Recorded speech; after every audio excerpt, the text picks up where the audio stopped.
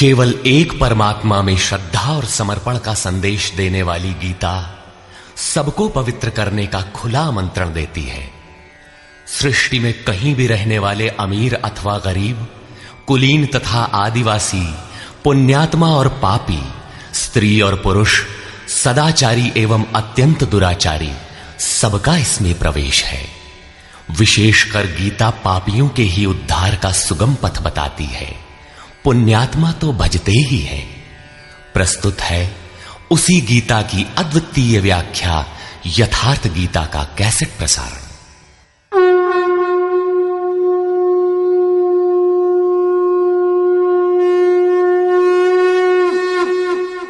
ओम श्री परमात्मने नमः।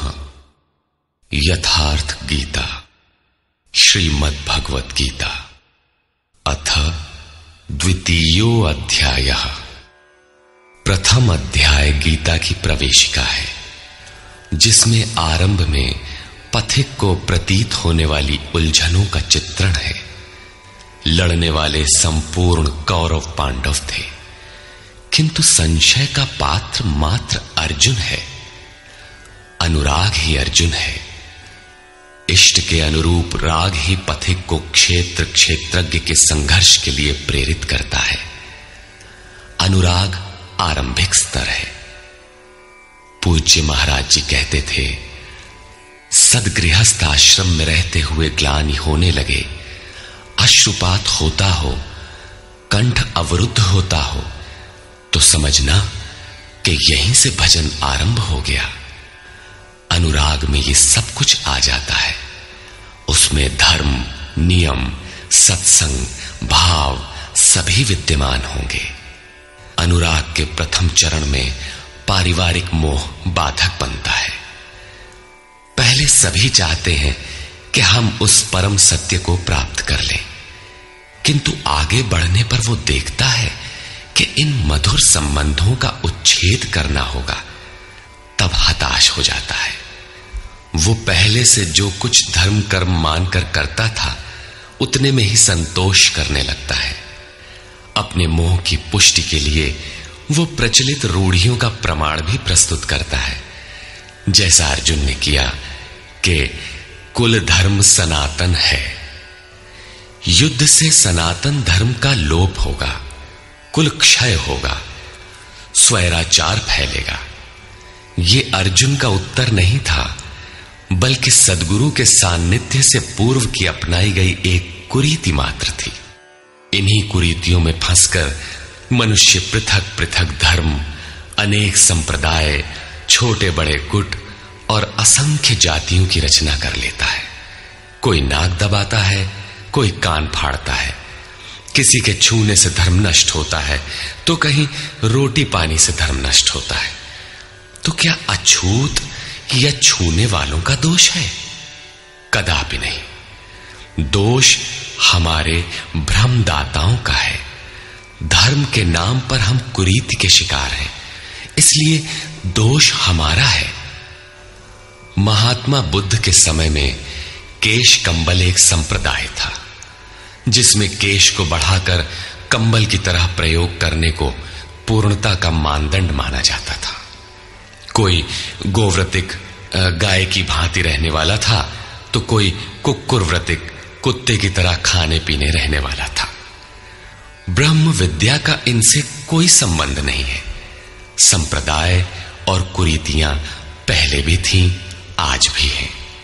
ठीक इसी प्रकार कृष्ण काल में भी संप्रदाय थे, कुरीतियां थीं। उनमें से एकाध कुरीति का शिकार अर्जुन भी था। उसने 4 तर्क प्रस्तुत किए। 1, ऐसे युद्ध से सनातन धर्म नष्ट हो जाएगा। 2, वर्ण संकर पैदा होगा। 3, पिंडोदक क्रिया लोप होगी। और 4, हम लोग कुलक्षय द्वारा महान पाप करने को उद्यत हुए हैं। इस पर योगेश्वर श्री कृष्ण ने कहा, संजय उवाच।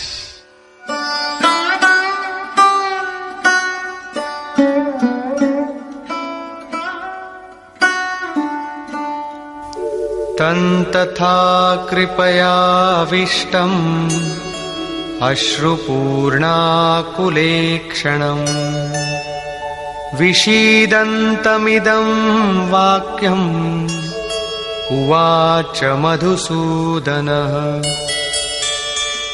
करुणा से व्याप्त अश्रुपूर्ण व्याकुल नेत्रों वाले उस अर्जुन के प्रति मधुसूदन, मद का विनाश करने वाले भगवान ने ये वचन कहा। श्री भगवान उवाच।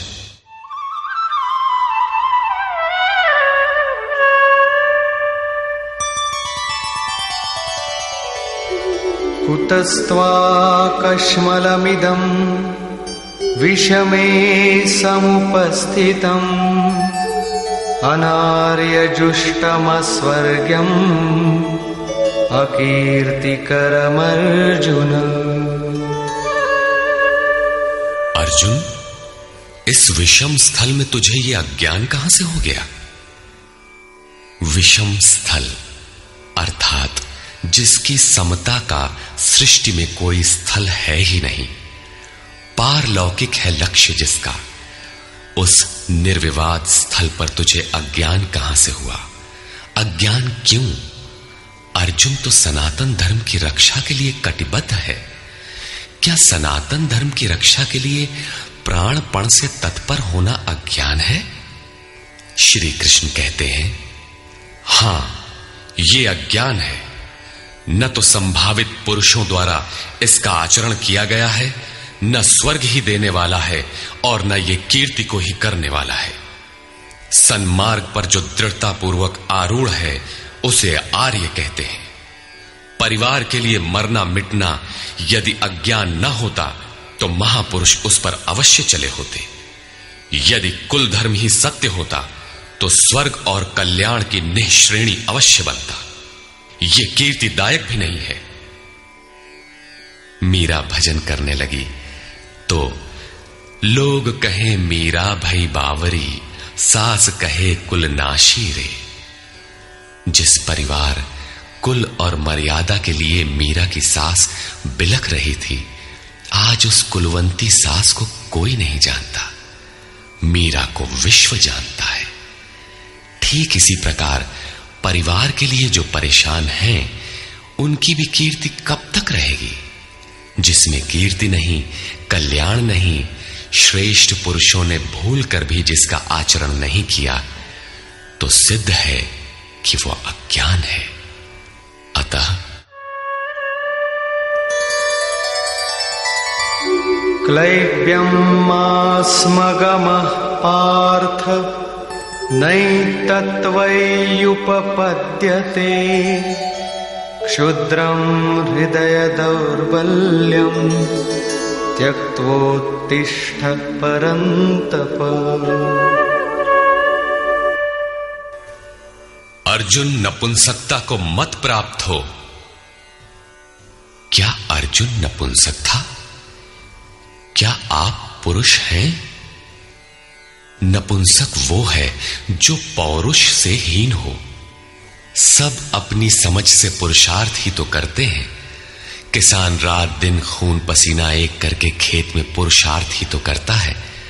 कोई व्यापार में पुरुषार्थ समझता है तो कोई पद का दुरुपयोग करके पुरुषार्थी बनता है। जीवन भर पुरुषार्थ करने पर भी खाली हाथ जाना पड़ता है। स्पष्ट है कि यह पुरुषार्थ नहीं है। शुद्ध पुरुषार्थ है आत्मदर्शन। गार्गी ने याज्ञवल्क्य से कहा, नपुंसक पुमान ज्ञेयो यो न वेत्ति हृदि स्थितम पुरुषम स्वप्रकाशम तस्मानंदात्मानमव्ययम्। वो पुरुष होते हुए भी नपुंसक है जो हृदयस्थ आत्मा को नहीं पहचानता। वो आत्मा ही पुरुष स्वरूप, स्वयं प्रकाश, उत्तम आनंद युक्त और अव्यक्त है। उसे पाने का प्रयास ही पौरुष है। अर्जुन, तू नपुंसकता को न प्राप्त हो, ये तेरे योग्य नहीं है। हे परम तप, हृदय की इस क्षुद्र दुर्बलता को त्याग कर युद्ध के लिए खड़ा हो। इस पर अर्जुन ने तीसरा प्रश्न प्रस्तुत किया। अर्जुन उवाच।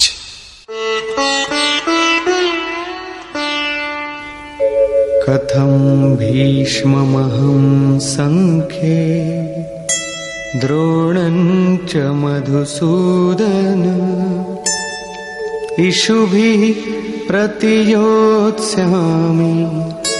पूजार्हावरिसूदन।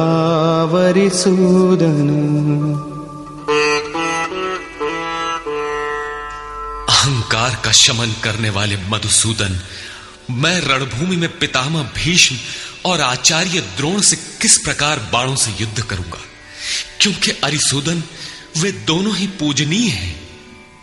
द्वैत ही द्रोण है। प्रभु अलग हैं, हम अलग हैं। द्वैत का ये भान ही प्राप्ति की प्रेरणा का आरंभिक स्रोत है। यही द्रोणाचार्य का गुरुत्व है। भ्रम ही भीष्म है।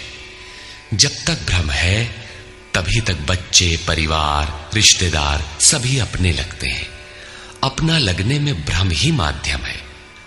आत्मा इन्हीं को पूज्य मानकर इनके साथ रहता है कि ये पिता हैं, दादा हैं, कुलगुरु हैं इत्यादि। साधन के पूर्ति काल में गुरु न चेला, पुरुष अकेला। न बंधुर न मित्रम गुरुर्नैव शिष्यः चिदानंद रूपः शिवोहम शिवोहम। जब चित्त उस परम आनंद में विलय हो जाता है तब न गुरु ज्ञान दाता और न शिष्य ग्रहण करता ही रह जाता है। यही परम की स्थिति है। गुरु का गुरुत्व प्राप्त कर लेने पर गुरुत्व एक जैसा हो जाता है। श्री कृष्ण कहते हैं, अर्जुन तुम मुझ में निवास करेगा। जैसे श्री कृष्ण वैसा ही अर्जुन, और ठीक वैसा ही प्राप्ति वाला महापुरुष हो जाता है। ऐसी अवस्था में गुरु का भी विलय हो जाता है। गुरुत्व हृदय में प्रवाहित हो जाता है। अर्जुन गुरु पद की ढाल बनाकर इस संघर्ष में प्रवृत्त होने से कतराना चाहता है। वो कहता है,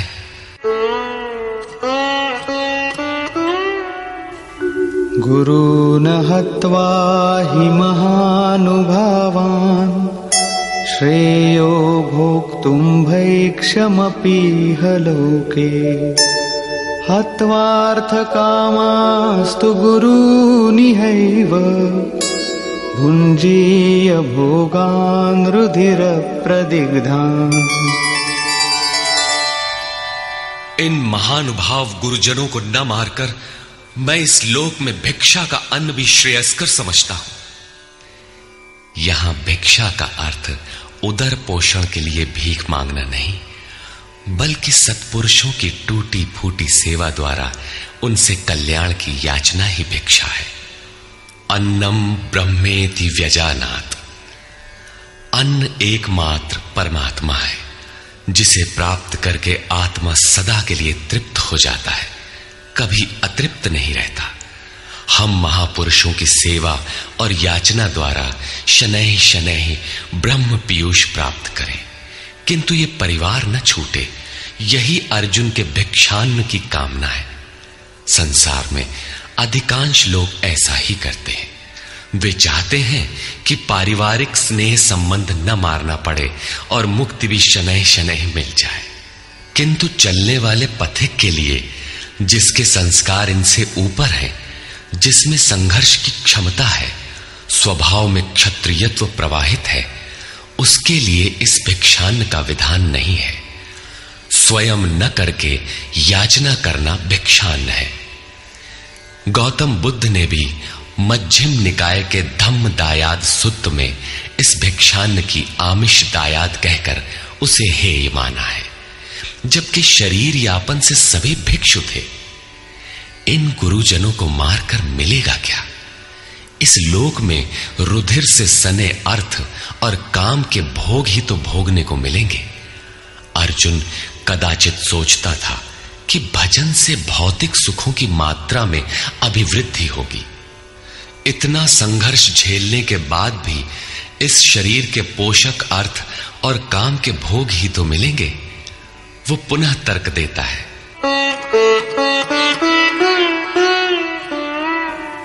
न चैतद्विद्मः कतरन्नो गरीयो यद्वा जयेम यदि वा नो जयेयुः यानेव हत्वा न जिजीविषामः तेव स्थिताः प्रमुखे धार्तराष्ट्राः। ये भी निश्चित नहीं है कि वो भोग मिलेगा ही। ये भी हम नहीं जानते कि हमारे लिए क्या करना श्रेयस्कर है, क्योंकि जो कुछ हमने कहा वो अज्ञान प्रमाणित हो गया। ये भी ज्ञात नहीं है कि हम जीतेंगे अथवा वे ही जीतेंगे। जिन्हें मारकर हम जीना भी नहीं चाहते, वे ही धृतराष्ट्र के पुत्र हमारे सामने खड़े हैं। अज्ञान रूपी धृतराष्ट्र से उत्पन्न मोह इत्यादि स्वजन समुदाय मिट ही जाएंगे, तब हम जीकर ही क्या करेंगे। अर्जुन पुनः सोचता है कि जो कुछ हमने कहा कदाचित ये भी अज्ञान हो, अतः प्रार्थना करता है। कार्पण्यदोषोपहतः स्वभावः पृच्छामि त्वां धर्मसम्मूढचेताः यच्छ्रेयस्यान्निश्चितं ब्रूहि तन्मे शिष्यस्तेऽहं शाधि मां त्वां प्रपन्नम्। कायरता के दोष से नष्ट स्वभाव वाला, धर्म के विषय में सर्वथा मोहित चित्त हुआ, मैं आपसे पूछता हूं, जो कुछ निश्चित परम कल्याणकारी हो वो साधन मेरे लिए कहिए। यहां अर्जुन ने पूर्ण समर्पण कर दिया।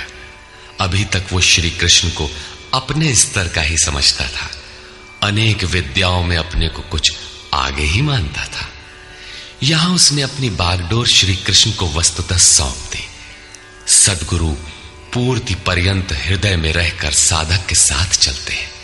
यदि वे साथ न रहे तो साधक पार न हो। युवा कन्या के परिवार वाले जिस प्रकार शादी विवाह तक उसको संयम की शिक्षा देते हुए संभाल ले जाते हैं, ठीक उसी प्रकार सद्गुरु अपने शिष्य की अंतरात्मा से रथी होकर उसे प्रकृति की घाटियों से निकालकर पार कर देते हैं। अर्जुन निवेदन करता है कि भगवान, एक बात और है। नहि प्रपश्यामि ममापनुद्यात् यच्छोकमुच्छोषणमिन्द्रियाणाम् अवाप्य भूमावसपत्नमृद्धम् राज्यं सुराणामपि चाधिपत्यम्। भूमि पर निष्कंटक धन धान्य संपन्न राज्य को और देवताओं के स्वामीपन इंद्र पद को पाकर भी मैं उस उपाय को नहीं देखता जो मेरी इंद्रियों को सुखाने वाले शोक को दूर कर सके। जब शोक बना ही है तो ये सब लेकर ही मैं क्या करूंगा। यदि इतना ही मिलना है तो क्षमा करें। अर्जुन ने सोचा, अब इसके आगे बतावेंगे भी क्या। संजय उवाच। एवमुक्त्वा ऋषिकेशं गुडाकेशः परन्तप न योत्स्यैति गोविन्दम् उक्त्वा तूष्णीं बभूवः। संजय बोला, हे राजन, मोह निशाजयी अर्जुन ने हृदय के सर्वज्ञ श्री कृष्ण से ये कहकर कि गोविंद, मैं युद्ध नहीं करूंगा, चुप हो गया। अभी तक अर्जुन की दृष्टि पौराणिक है, जिसमें कर्म कांडों के साथ भोगों की उपलब्धि का विधान है, जिसमें स्वर्ग ही सब कुछ माना जाता है, जिस पर श्री कृष्ण प्रकाश डालेंगे कि ये विचारधारा भी गलत है। तमुवाच ऋषिकेशः प्रहसन्निव भारत सेनयोरुभयोर्मध्ये विषीदन्तमिदं वचः। उसके उपरांत हे भरतवंशी धृतराष्ट्र, अंतर्यामी योगेश्वर श्री कृष्ण ने दोनों सेनाओं के बीच में उस शोक युक्त अर्जुन को हंसते हुए से ये वचन कहा। श्री भगवानुवाच। अशोचानन्वशोचस्त्वं प्रज्ञावादांश्च भाषसे गतासु न गतासूश्च नानुशोचन्ति पंडिताः। अर्जुन, तू न शोक करने योग्यों के लिए शोक करता है और पंडितों के से वचन कहता है, किंतु बुद्धि संपन्न पंडित जन जिनके प्राण चले गए हैं उनके लिए तथा जिनके प्राण नहीं गए हैं उनके लिए भी शोक नहीं करते। तू पंडितों जैसी बातें भर करता है, वस्तुतः ज्ञाता है नहीं, क्योंकि न त्वेवाहं जातु नासं न त्वन्नेमे जनाधिपाः न चैव न भविष्यामः सर्वे वयमतः परम्। न तो ऐसा ही है कि मैं अर्थात सद्गुरु किसी काल में नहीं था, अथवा तू अनुरागी, अधिकारी अथवा जनाधिपाह राजा लोग अर्थात राजसी वृत्ति में पाए जाने वाला अहम नहीं था, और न ऐसा ही है कि आगे हम सब नहीं रहेंगे। सद्गुरु सदैव रहता है, अनुरागी सदैव रहते हैं। यहां योगेश्वर ने योग की अनादिता पर प्रकाश डालते हुए भविष्य में भी उसकी विद्यमानता पर बल दिया। मरने वालों के लिए शोक न करने के लिए कारण बताते हुए उन्होंने कहा, देहिनोऽस्मिन् यथा देहे कौमारं यौवनं जरा तथा देहांतर प्राप्तिः धीरस्तत्र न मुह्यति। जैसे जीवात्मा की इस देह में कुमार, युवा और वृद्ध अवस्था होती है, वैसे ही अन्य अन्य शरीर प्राप्ति। इसलिए धीर पुरुष मोहित नहीं होता है। कभी आप बालक थे, शनैः शनैः युवा हुए, तब आप मर तो नहीं गए, पुनः वृद्ध हुए। पुरुष एक ही है। उसी प्रकार लेश मात्र भी दरार नए देह की प्राप्ति पर नहीं पड़ती। कलेवर का यह परिवर्तन तब तक चलेगा जब तक परिवर्तन से परे वस्तु नहीं मिल जाती। मात्रा स्पर्शास्तु कौन्तेय शीतोष्ण सुख दुःखदाः आगमापायिनो नित्याः तां तितिक्षस्व भारत। हे कुंती पुत्र, सुख दुख, सर्दी और गर्मी को देने वाले इंद्रियों और विषयों के संयोग तो अनित्य हैं, क्षण भंगुर हैं। अतः भरतवंशी अर्जुन, तू इसका त्याग कर। अर्जुन इंद्रिय और विषय के संयोग जन्य सुख का स्मरण करके ही विकल था। कुल धर्म, कुल गुरुओं की पूज्यता इत्यादि इंद्रियों के लगाव के अंतर्गत है। ये क्षणिक हैं, झूठे हैं, नाशवान हैं। विषयों का संयोग न सदैव मिलेगा और न सदैव इंद्रियों में क्षमता ही रहेगी। अतः अर्जुन, तू इनका त्याग कर, सहन कर। क्यों? क्या हिमालय की लड़ाई थी जो अर्जुन सर्दी सहन करता? अथवा क्या ये रेगिस्तान की लड़ाई है जहां अर्जुन गर्मी सहन करे? कुरुक्षेत्र जैसा कि लोग बाहर बताते हैं समशीतोष्ण स्थली है। कुल 18 दिन तो लड़ाई हुई, इतने में कहां जाड़ा गर्मी बीत गई। वस्तुतः सर्दी गर्मी, दुख सुख, मान अपमान का सहन करना एक योगी पर निर्भर करता है। यह हृदय देश की लड़ाई का चित्रण है। बाहर युद्ध के लिए गीता नहीं कहती। यह क्षेत्र क्षेत्रज्ञ का संघर्ष है, जिसमें आसुरी संपद का सर्वथा शमन कर परमात्मा में स्थिति दिलाकर दैवी संपद भी शांत हो जाती है। जब विकार है ही नहीं तो सजातीय प्रवृत्तियां किस पर आक्रमण करें? अतः पूर्णत्व के साथ वे भी शांत हो जाती हैं, इससे पहले नहीं। गीता अंतर्देश की लड़ाई का चित्रण है। इस त्याग से मिलेगा क्या, इससे लाभ क्या है, इस पर श्री कृष्ण कहते हैं,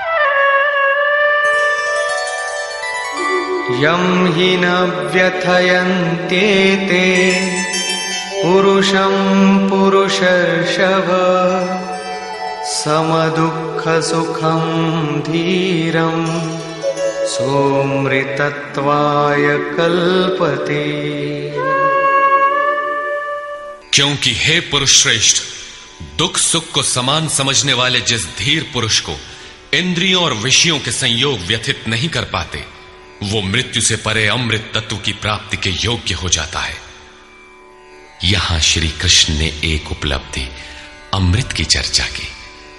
अर्जुन सोचता था कि युद्ध के परिणाम में स्वर्ग मिलेगा या पृथ्वी, किंतु श्री कृष्ण कहते हैं कि न स्वर्ग मिलेगा और न पृथ्वी, बल्कि अमृत मिलेगा। अमृत क्या है?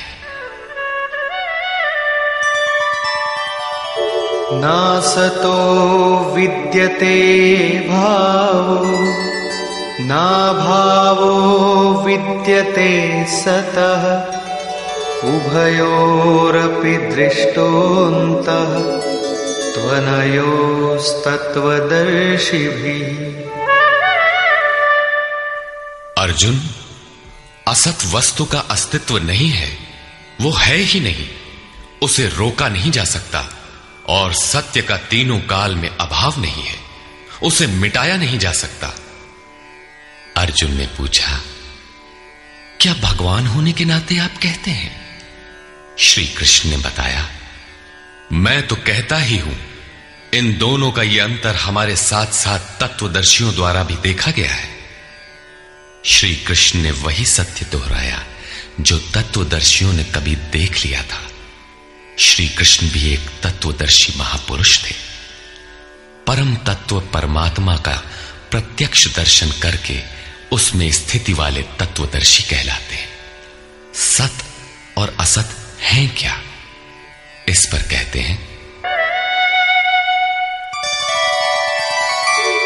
अविनाशी तु तद्विद्धि येन सर्वमिदं ततम् विनाशमव्ययस्यास्य न कश्चित् कर्तुमर्हति। नाश रहित तो वो है जिससे ये संपूर्ण जगत व्याप्त है। इस अव्ययस्य अविनाशी का विनाश करने में कोई समर्थ नहीं है। किंतु इस अविनाशी अमृत का नाम क्या है, वो है कौन? अन्तवन्त इमे देहा नित्यस्योक्ताः शरीरिणः अनाशिनो प्रमेयस्य तस्माद्युध्यस्व भारत। अविनाशी अप्रमेय नित्य स्वरूप आत्मा के ये सभी शरीर नाशवान कहे गए हैं। इसलिए भरतवंशी अर्जुन, तू युद्ध कर। आत्मा ही अमृत है, आत्मा ही अविनाशी है जिसका तीनों कालों में नाश नहीं होता। आत्मा ही सत है, शरीर नाशवान है, यही असत है जिसका तीनों कालों में अस्तित्व नहीं है। शरीर नाशवान है, इसलिए तू युद्ध कर। इस आदेश से यह स्पष्ट नहीं होता कि अर्जुन केवल कौरवों को मारे। पांडव पक्ष में भी तो शरीर ही खड़े थे। क्या पांडव के शरीर अविनाशी थे? यदि शरीर नाशवान है तो श्री कृष्ण किसकी रक्षा में खड़े थे? क्या अर्जुन कोई शरीरधारी था? शरीर जो असत है, जिसका अस्तित्व नहीं है, जिसे रोका नहीं जा सकता, क्या श्री कृष्ण उस शरीर की रक्षा में खड़े हैं? यदि ऐसा है तो वे भी अविवेकी और मूढ़ हैं, क्योंकि आगे श्री कृष्ण स्वयं कहते हैं कि जो केवल शरीर के लिए ही पचता है, श्रम करता है, वो अविवेकी और मूढ़ बुद्धि है। वो पापायु पुरुष व्यर्थ ही जीता है। अंततः अर्जुन कौन था? वस्तुतः अनुराग ही अर्जुन है। अनुरागी के लिए इष्ट सदैव रथी बनकर साथ में रहते हैं, सखा की भांति उसका मार्गदर्शन करते हैं। आप शरीर नहीं है। शरीर तो आवरण है, रहने का मकान है। उसमें रहने वाला अनुराग पूरित आत्मा है। भौतिक युद्ध, मारने काटने से शरीरों का अंत नहीं होता। यह शरीर छूटेगा तो आत्मा दूसरा शरीर धारण कर लेगा। इसी संदर्भ में श्री कृष्ण कह चुके हैं कि जिस प्रकार बाल्यकाल से युवा या वृद्धावस्था आती है, उसी प्रकार देहांतर की प्राप्ति होती है। शरीर काटेंगे तो जीवात्मा नया वस्त्र बदल लेगा। शरीर संस्कारों के आश्रित है और संस्कार मन पर आधारित है। मन एव मनुष्याणाम कारणम बंध मोक्षयोः। मन का सर्वथा निरोध होना, अचल स्थिर ठहरना और अंतिम संस्कार का विलय एक ही क्रिया है। संस्कारों की सतह का टूट जाना ही शरीरों का अंत है। इसे तोड़ने के लिए आपको आराधना करनी होगी, जिसे श्री कृष्ण ने कर्म या निष्काम कर्मयोग की संज्ञा दी है। कृष्ण ने स्थान स्थान पर अर्जुन को युद्ध की प्रेरणा दी, किंतु एक भी श्लोक ऐसा नहीं है जो भौतिक युद्ध या मारकाट का समर्थन करता हो। यह युद्ध सजातीय विजातीय प्रवृत्तियों का है, अंतर्देश में है।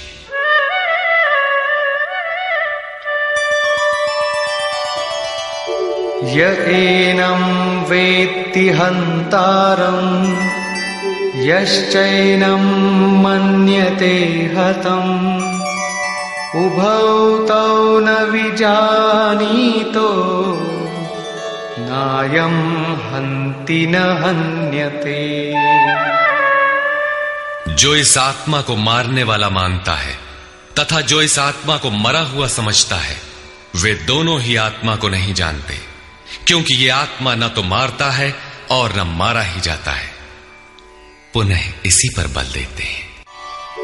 न जायते म्रियते वा कदाचिन् नायं भूत्वा भविता वा न भूयः अजो नित्यः शाश्वतोऽयं पुराणो न हन्यते हन्यमाने शरीरे। ये आत्मा किसी काल में न तो जन्मता है और न मरता है, क्योंकि ये वस्त्र ही तो बदलता है। न ये आत्मा होकर अन्य कुछ होने वाला है, क्योंकि यह अजन्मा है, नित्य है, शाश्वत और पुरातन है। शरीर के नाश होने पर भी उसका नाश नहीं होता। आत्मा ही सत्य है, आत्मा ही पुरातन है, आत्मा ही शाश्वत और सनातन है। आप कौन है? सनातन धर्म के अनुयायी। सनातन कौन है? आत्मा। आप आत्मा के अनुयायी हैं। आत्मा, परमात्मा और ब्रह्म एक दूसरे के पर्याय हैं। आप कौन है? शाश्वत धर्म के उपासक। शाश्वत कौन है? आत्मा। अर्थात हम आप आत्मा के उपासक हैं। यदि आप आत्मिक पथ को नहीं जानते तो आपके पास शाश्वत सनातन नाम की कोई वस्तु नहीं है। उसके लिए आप आहें भरते हैं तो प्रत्याशी अवश्य है, किंतु सनातन धर्मी नहीं है। सनातन धर्म के नाम पर किसी कुरीति के शिकार हैं। देश विदेश में मानव मात्र में आत्मा एक ही जैसा है। इसलिए विश्व में कहीं भी कोई आत्मा की स्थिति दिलाने वाली क्रिया जानता है और उस पर चलने के लिए प्रयत्नशील है तो वो सनातन धर्मी है, चाहे वो अपने को ईसाई, मुसलमान, यहूदी या कुछ भी क्यों न कह ले। वेदा विनाशिनं नित्यं य एनमजमव्ययम् कथं स पुरुषः पार्थ कं घातयति हन्तिकम्। पार्थिव शरीर को रथ बनाकर ब्रह्म रूपी लक्ष्य पर अचूक निशाना लगाने वाला पृथा पुत्र अर्जुन, जो पुरुष इस आत्मा को नाश रहित, नित्य, अजन्मा और अव्यक्त जानता है, वो पुरुष कैसे किसी को मरवाता है और कैसे किसी को मारता है। अविनाशी का विनाश असंभव है, अजन्मा जन्म नहीं लेता, अतः शरीर के लिए शोक नहीं करना चाहिए। इसी को उदाहरण से स्पष्ट करते हैं।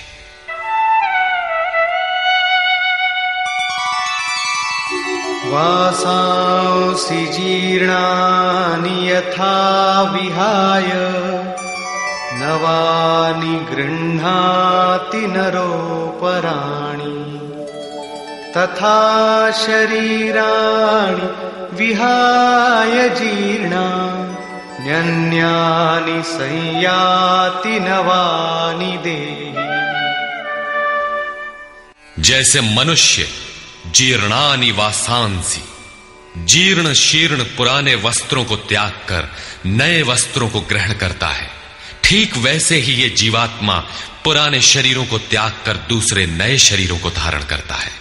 जीर्ण होने पर ही नया शरीर धारण करना है तो शिशु क्यों मर जाते हैं? ये वस्त्र तो और विकसित होना चाहिए। वस्तुतः ये शरीर संस्कारों पर आधारित है। जब संस्कार जीर्ण होते हैं तो शरीर छूट जाता है। यदि संस्कार 2 दिन का है तो दूसरे दिन ही शरीर जीर्ण हो गया। इसके बाद मनुष्य एक श्वास भी अधिक नहीं जीता। संस्कार ही शरीर है। आत्मा संस्कारों के अनुसार नया शरीर धारण कर लेता है।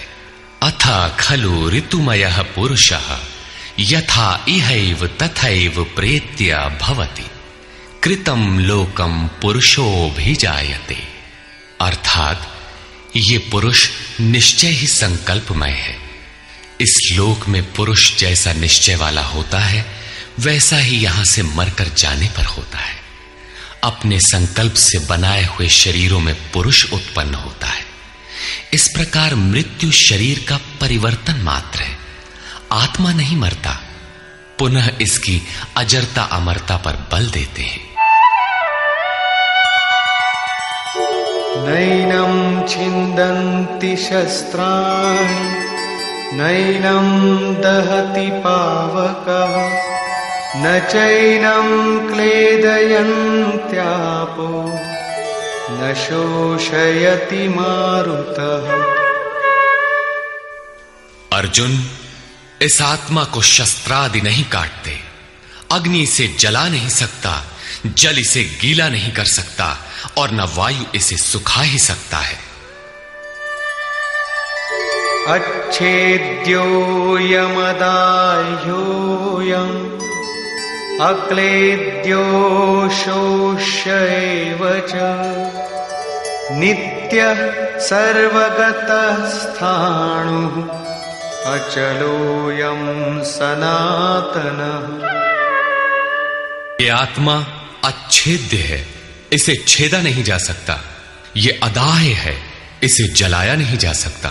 ये अक्लेद्य है, इसे गीला नहीं किया जा सकता। आकाश इसे अपने में समाहित नहीं कर सकता। ये आत्मा निसंदेह अशोष्य, सर्वव्यापक, अचल, स्थिर रहने वाला और सनातन है। अर्जुन ने कहा था कि कुल धर्म सनातन है। ऐसा युद्ध करने से सनातन धर्म नष्ट हो जाएगा, किंतु श्री कृष्ण ने इसे अज्ञान माना और आत्मा को ही सनातन बताया। आप कौन हैं? सनातन धर्म के अनुयायी। सनातन कौन है? आत्मा। यदि आप आत्मा पर्यंत दूरी तय करने वाली विधि विशेष से अवगत नहीं हैं, तो आप सनातन धर्म नहीं जानते। इसका कुपरिणाम सांप्रदायिकता में फंसे धर्म भीरू लोगों को भोगना पड़ रहा है। जब मैटर क्षेत्र में पैदा होने वाली कोई वस्तु इस सनातन का स्पर्श नहीं कर सकती, तो छूने खाने से सनातन धर्म नष्ट कैसे हो सकता है? यह धर्म नहीं, एक कुरीति परिस्थिति थी जिससे भारत में सांप्रदायिक वैमनस्य बढ़ा और राष्ट्रीय एकता की आज भी समस्या बनी हुई है। धर्म की शरण हम क्यों जाते हैं? क्योंकि हम मरण धर्मा हैं और धर्म कोई ठोस चीज है जिसकी शरण जाकर हम भी अमर हो जाएं। हम तो मारने से मरेंगे और ये धर्म केवल छूने और खाने से मर जाएगा, तो हमारी क्या रक्षा करेगा? धर्म तो आपकी रक्षा करता है, आपसे शक्तिशाली है। आप तलवार से मरेंगे और धर्म वो छूने से नष्ट हो गया। कैसा है आपका धर्म? कुरीतियां नष्ट होती हैं, न कि सनातन। सनातन तो ऐसी ठोस वस्तु है जिसे शस्त्र नहीं काटते, अग्नि जला नहीं सकता, जल इसे गीला नहीं कर सकता। खान पान तो दूर, प्रकृति में उत्पन्न कोई वस्तु उसका स्पर्श भी नहीं कर पाती, तो वो सनातन नष्ट कैसे हो गया? ऐसी ही कतिपय कुरीतियां अर्जुन काल में भी थी। उनका शिकार अर्जुन भी था। उसने विलाप करते हुए गिड़गिड़ा कर कहा कि कुल धर्म सनातन है, युद्ध से सनातन धर्म नष्ट हो जाएगा। कुल धर्म नष्ट होने से हम अनंत काल तक नरक में चले जाएंगे। किंतु श्री कृष्ण ने कहा, तुझे ये अज्ञान कहां से उत्पन्न हो गया? सिद्ध है कि वो कोई कुरीति थी। तभी तो श्री कृष्ण ने उसका निराकरण किया और बताया कि आत्मा ही सनातन है। यदि आप आत्मिक पथ नहीं जानते तो सनातन धर्म में आपका अभी तक प्रवेश नहीं हुआ है। जब यह सनातन शाश्वत आत्मा सबके अंदर व्याप्त है तो खोजा किसे जाए? इस पर श्री कृष्ण कहते हैं, अव्यक्तोऽयमचिन्त्योऽयम् अविकार्योऽयमुच्यते तस्मादेवं विदित्वैनं नानुशोचितुमर्हसि। ये आत्मा अव्यक्त अर्थात इंद्रियों का विषय नहीं है। इंद्रियों के द्वारा इसे समझा नहीं जा सकता। जब तक इंद्रियों और विषयों का संयोग है तब तक आत्मा तो है, किंतु उसे समझा नहीं जा सकता। वो अचिंत्य है।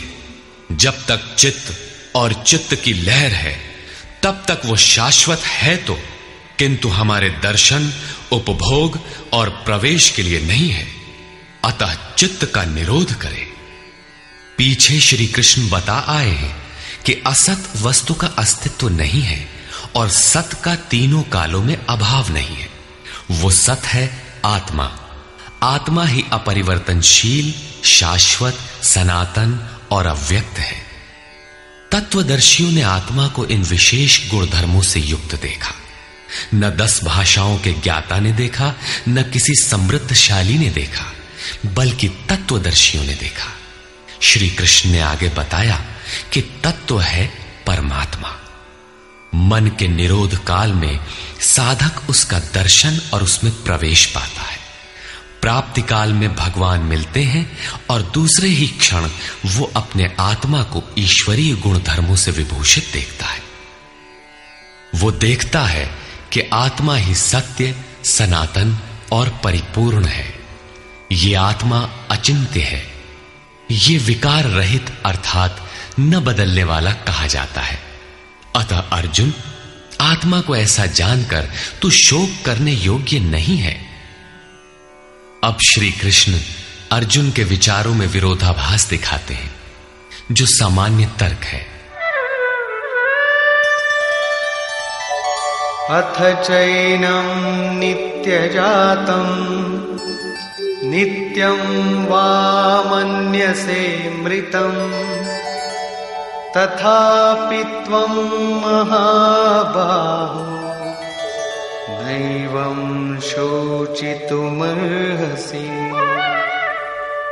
यदि तू इसे सदैव जन्मने वाला और सदा मरने वाला माने तब भी तुझे शोक नहीं करना चाहिए, क्योंकि जातस्य हि ध्रुवो मृत्युः ध्रुवं जन्म मृतस्य च तस्मादपरिहार्येऽर्थे न त्वं शोचितुमर्हसि। ऐसा मान लेने पर भी जन्मने वाले की निश्चित मृत्यु और मरने वाले का निश्चित जन्म सिद्ध होता है। इसलिए भी तू बिना उपाय वाले इस विषय में शोक करने लायक नहीं है। जिसका कोई इलाज नहीं, उसके लिए शोक करना एक अन्य दुख को आमंत्रित करना है। अव्यक्तादीनि व्यक्तादीनि भूतानि व्यक्तमध्यानि भारत अव्यक्तनिधनान्येव तत्र का परिदेवना। अर्जुन, संपूर्ण प्राणी जन्म से पहले बिना शरीर वाले और मरने के बाद भी बिना शरीर वाले हैं। जन्म के पूर्व और पश्चात भी दिखाई नहीं पड़ते, केवल जन्म मृत्यु के बीच में ही शरीर धारण किए हुए दिखाई देते हैं। अतः इस परिवर्तन के लिए व्यर्थ की चिंता क्यों करते हो? इस आत्मा को देखता कौन है? इस पर कहते हैं, आश्चर्यवत् पश्यति कश्चिदेनम् आश्चर्यवद् वदति तथैव चान्यः आश्चर्यवच्चैनमन्यः शृणोति श्रुत्वाप्येनं वेद न चैव कश्चित्। पहले श्री कृष्ण ने कहा था कि इस आत्मा को तत्वदर्शियों ने देखा है। अब तत्व दर्शन की दुर्लभता पर प्रकाश डालते हैं कि कोई विरला महापुरुष ही इस आत्मा को आश्चर्य की तरह देखता है, सुनता नहीं प्रत्यक्ष देखता है। और वैसे ही दूसरा कोई महापुरुष ही आश्चर्य की तरह इसके तत्व को कहता है। जिसने देखा है वही यथार्थ कह सकता है। दूसरा कोई विरला साधक इसे आश्चर्य की भांति सुनता है। सब सुनते भी नहीं, क्योंकि ये अधिकारी के लिए ही है। हे अर्जुन, कोई कोई तो सुनकर भी इस आत्मा को नहीं जान पाते, क्योंकि साधन पार नहीं लगता। आप लाख ज्ञान की बातें सुने, समझें, बाल की खाल निकाल कर समझें, लालायित भी रहें, किंतु मोह बड़ा प्रबल है। थोड़ी देर बाद ही आप अपनी सांसारिक व्यवस्थाओं में लिप्त मिलेंगे।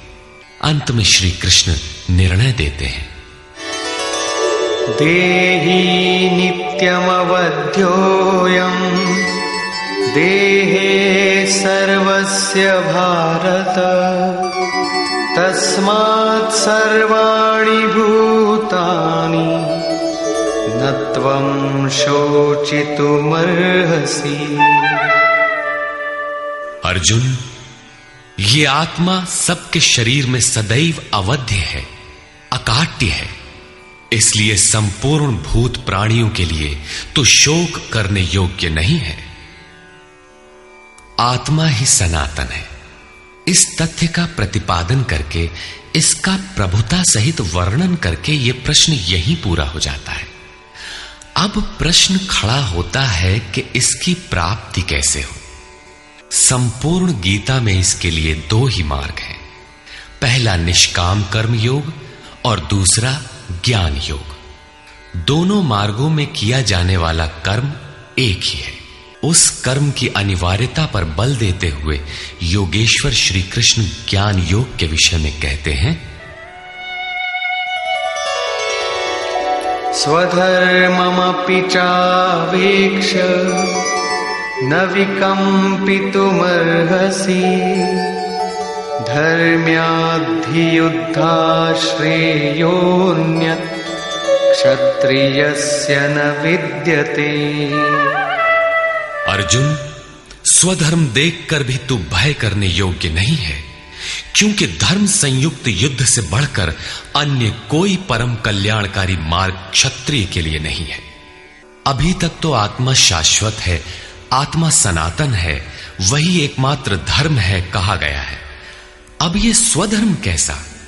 धर्म तो एकमात्र आत्मा ही है, वो तो अचल स्थिर है, तो धर्माचरण क्या? किंतु इस आत्म पथ में प्रवृत्त होने की क्षमता हर व्यक्ति की अलग अलग होती है। स्वभाव से उत्पन्न इस क्षमता को स्वधर्म कहा गया है। इसी एक सनातन आत्मिक पथ पर चलने वाले साधकों को महापुरुष ने स्वभाव से उनकी क्षमता के अनुसार 4 श्रेणियों में बांटा: शूद्र, वैश्य, क्षत्रिय और ब्राह्मण। साधना की प्रारंभिक अवस्था में प्रत्येक साधक शूद्र अर्थात अल्पज्ञ होता है। घंटों भजन में बैठने पर वो 10 मिनट भी अपने पक्ष में नहीं पाता। वो प्रकृति के माया जाल को काट नहीं पाता। इस अवस्था में महापुरुष की सेवा से उसके स्वभाव में सद्गुण आते हैं। वो वैश्य श्रेणी का साधक बन जाता है। आत्मिक संपत्ति ही स्थिर संपत्ति है। इसका वो शनैः शनैः संग्रह और गोपालन अर्थात इंद्रियों की सुरक्षा करने में सक्षम हो जाता है। काम क्रोध इत्यादि से इंद्रियों की हिंसा होती है तथा विवेक वैराग्य से इनकी सुरक्षा होती है, किंतु प्रकृति को निर्बीज करने की क्षमता उसमें नहीं होती। क्रमशः उन्नति करते करते साधक के अंतःकरण में तीनों गुणों को काटने की क्षमता अर्थात क्षत्रियत्व आ जाता है। इसी स्तर पर प्रकृति और उसके विकारों को नाश करने की क्षमता आ जाती है। इसलिए युद्ध यहीं से आरंभ होता है। क्रमशः साधन करके साधक ब्राह्मणत्व की श्रेणी में बदल जाता है। इस समय मन का शमन, इंद्रियों का दमन, धारावाही चिंतन, सरलता, अनुभव, ज्ञान इत्यादि लक्षण साधक में स्वाभाविक प्रवाहित होते हैं। इन्हीं के अनुष्ठान से चलकर क्रमशः वो ब्रह्म में प्रवेश पा जाता है, जहां वो ब्राह्मण भी नहीं रह जाता। विदेह राजा जनक की सभा में महर्षि याज्ञवल्क्य ने चाक्रायण, उशस्ति, कहोल, आरुणि, उद्यालक और गार्गी के प्रश्नों का समाधान करते हुए बताया कि आत्म साक्षात्कार का पूर्णतया संपादन करने वाला ही ब्राह्मण होता है। ये आत्मा ही लोक परलोक और समस्त प्राणियों को भीतर से नियमित करता है। सूर्य, चंद्रमा, पृथ्वी, जल, वायु, अग्नि, तारागण, अंतरिक्ष, आकाश एवं प्रत्येक क्षण इस आत्मा के ही प्रशासन में है। ये तुम्हारा आत्मा अंतर्यामी अमृत है। आत्मा अक्षर है, इससे भिन्न सब नाशवान है। जो कोई इसी लोक में इस अक्षर को न जानकर हवन करता है, तप करता है, हजारों वर्षों तक यज्ञ करता है, उसका ये सब कर्म नाशवान है। जो कोई भी इस अक्षर को जाने बिना इस लोक से मरकर जाता है, वो दयनीय है, कृपण है, और जो इस अक्षर को जानकर इस लोक से मरकर जाता है, वो ब्राह्मण है। अर्जुन क्षत्रिय श्रेणी का साधक है। श्री कृष्ण कहते हैं कि क्षत्रिय श्रेणी के साधक के लिए युद्ध के अतिरिक्त कोई कल्याणकारक रास्ता है ही नहीं। प्रश्न उठता है कि क्षत्रिय है क्या? प्रायः लोग इसका आशय समाज में जन्मना उत्पन्न ब्राह्मण, क्षत्रिय, वैश्य, शूद्र जातियों से लेते हैं। इन्हें ही 4 वर्ण मान लिया जाता है, किंतु नहीं। शास्त्रकार ने स्वयं बताया है कि क्षत्रिय क्या है, वर्ण क्या है। यहां उन्होंने केवल क्षत्रिय का नाम लिया और आगे 18वें अध्याय तक इस प्रश्न का समाधान प्रस्तुत किया कि वस्तुतः ये वर्ण हैं क्या और कैसे इनमें परिवर्तन होता है। श्री कृष्ण ने कहा, चातुर्वर्ण्यम मया सृष्टम। 4 वर्णों की सृष्टि मैंने की, तो क्या मनुष्यों को बांटा? श्री कृष्ण कहते हैं कि नहीं, गुण कर्म विभागशः, गुणों के माध्यम से कर्म को 4 भागों में बांटा। यह देखना है कि वो कर्म क्या है जिसे बांटा गया। गुण परिवर्तनशील है। साधना की उचित प्रक्रिया द्वारा तामसी से राजसी और राजसी से सात्विक गुणों में प्रवेश मिलता जाता है। अंततः ब्राह्मण स्वभाव बन जाता है। उस समय ब्रह्म में प्रवेश दिला देने वाली सारी योग्यताएं उस साधक में रहती हैं। वर्ण संबंधी प्रश्न यहां से आरंभ होकर 18वें अध्याय में जाकर पूर्ण होता है। श्री कृष्ण की मान्यता है, श्रेयान् स्वधर्मो विगुणः परधर्मात् स्वनुष्ठितात्। स्वभाव से उत्पन्न इस धर्म में प्रवृत्त होने की क्षमता जिस स्तर की हो, भले ही वो गुण रहित शूद्र श्रेणी की हो, तब भी परम कल्याण करती है, क्योंकि आप क्रमशः वहीं से उत्थान करते हैं। उससे ऊपर वालों की नकल करके साधक नष्ट हो जाता है। अर्जुन क्षत्रिय श्रेणी का साधक था, इसलिए श्री कृष्ण कहते हैं कि अर्जुन, अपने स्वभाव से उत्पन्न योग्यता को देखकर, इस युद्ध में प्रवृत्त होने की अपनी क्षमता को देखकर भी तू भय करने योग्य नहीं है। इससे बढ़कर दूसरा कोई कल्याणकारी कार्य क्षत्रिय के लिए नहीं। इसी पर प्रकाश डालते हुए पुनः योगेश्वर कहते हैं, यदृच्छया चोपपन्नम् स्वर्गद्वारमपावृतम् सुखिनः क्षत्रियाः पार्थ लभन्ते युद्धमीदृशम्। पार्थिव शरीर को ही रथ बनाकर अचूक लक्ष्य वेदी अर्जुन, स्वतः प्राप्त स्वर्ग के खुले हुए द्वार रूपी इस युद्ध को भाग्यवान क्षत्रिय ही प्राप्त करते हैं। क्षत्रिय श्रेणी के साधक में तीनों गुणों को काट देने की क्षमता रहती है। उसके लिए स्वर्ग का द्वार खुला है, क्योंकि उसमें दैवी संपद पूर्णता अर्जित रहती है। स्वर में विचरने की उसमें क्षमता रहती है। यही खुला हुआ स्वर्ग का द्वार है। क्षेत्र क्षेत्रज्ञ के इस युद्ध को भाग्यवान क्षत्रिय ही पाते हैं, क्योंकि उनमें ही संघर्ष की क्षमता है। दुनिया में लड़ाइयां होती हैं, विश्व सिमट कर लड़ता है, प्रत्येक जाति लड़ती है, किंतु शाश्वत विजय जीतने वाले को भी नहीं मिलती। ये तो बदले हैं। जो जिसको जितना दबाता है, कालांतर में उसे भी उतना ही दबना पड़ता है। ये कैसी विजय है जिसमें इंद्रियों को सुखाने वाला शोक बना ही रहता है, अंत में शरीर भी नष्ट हो जाता है। वास्तविक संघर्ष तो क्षेत्र और क्षेत्रज्ञ का है, जिसमें एक बार विजय हो जाने पर प्रकृति का सदा के लिए निरोध और परम पुरुष परमात्मा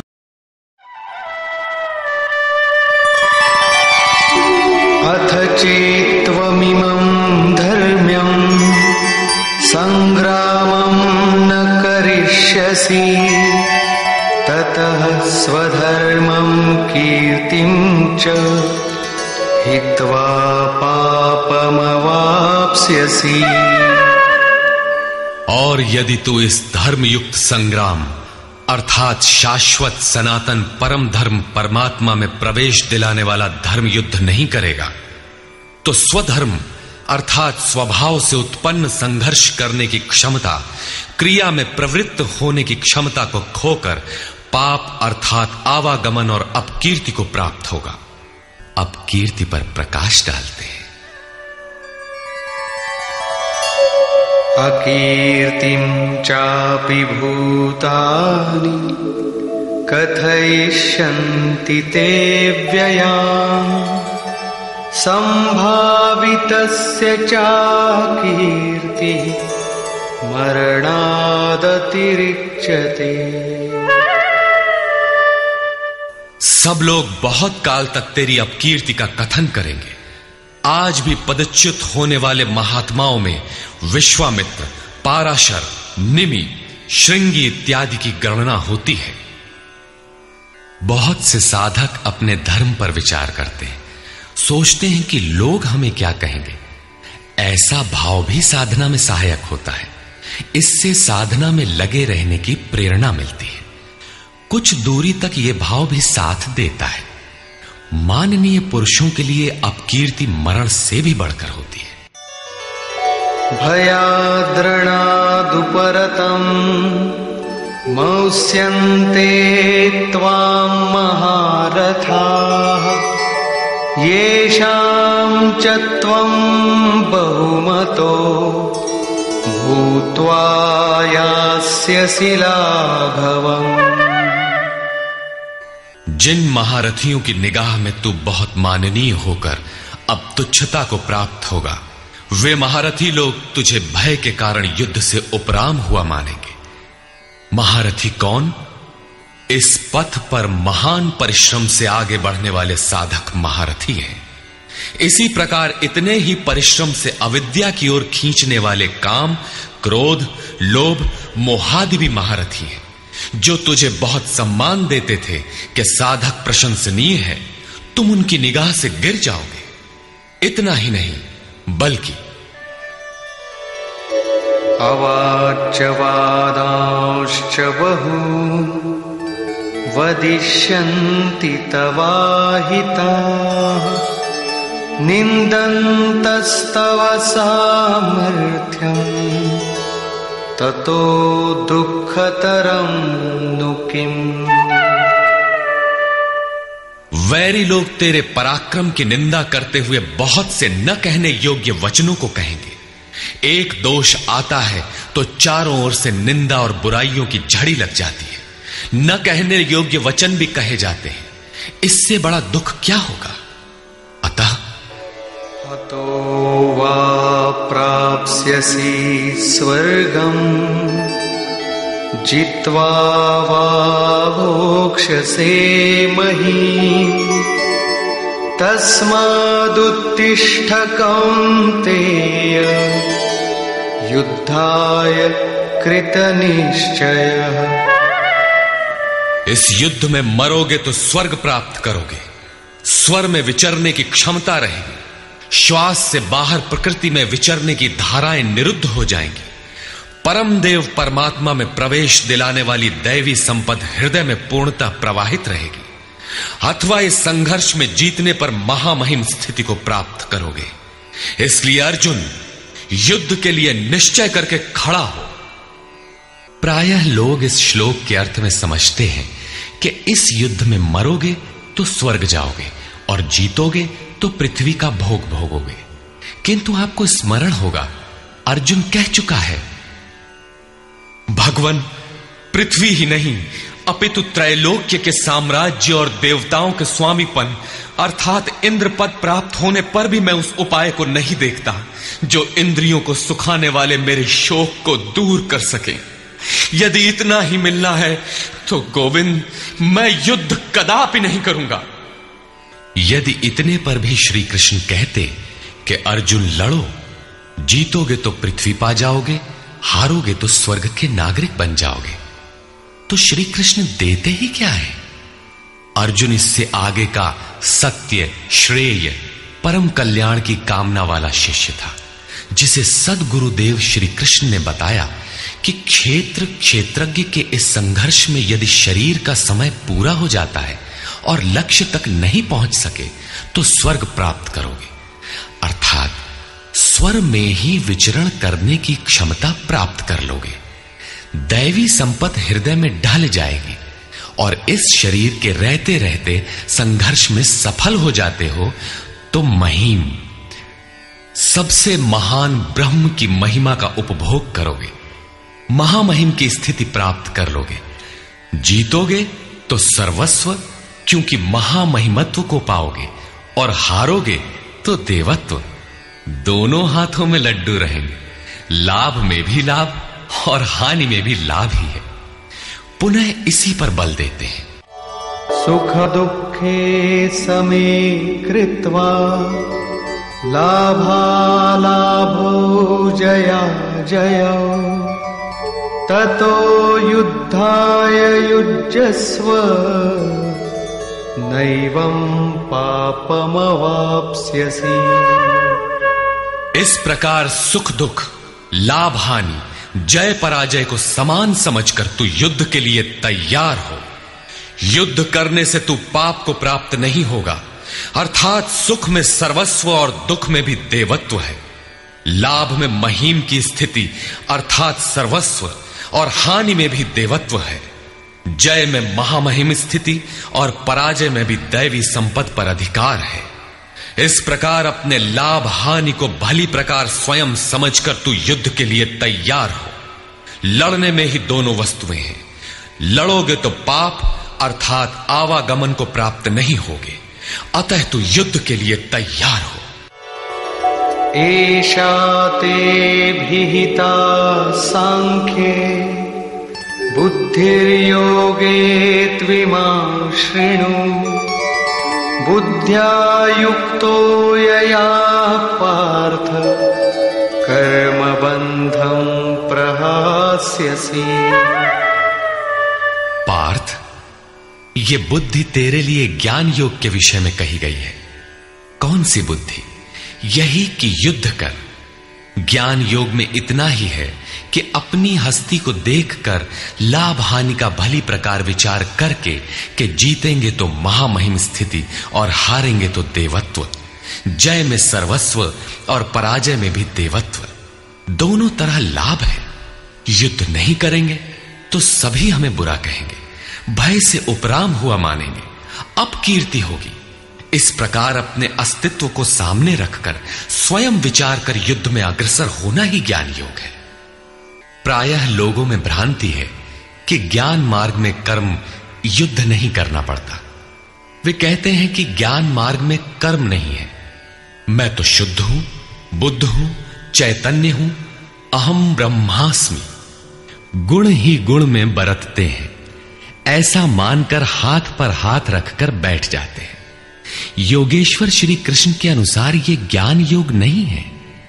ज्ञान योग में भी वही कर्म करना है जो निष्काम कर्म योग में किया जाता है।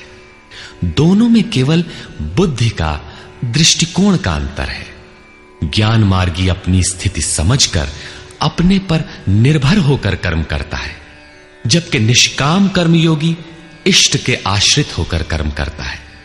करना दोनों मार्गों में है और वो कर्म भी एक ही है जिसे दोनों मार्गों में किया जाना है। केवल कर्म करने के दृष्टिकोण दो हैं।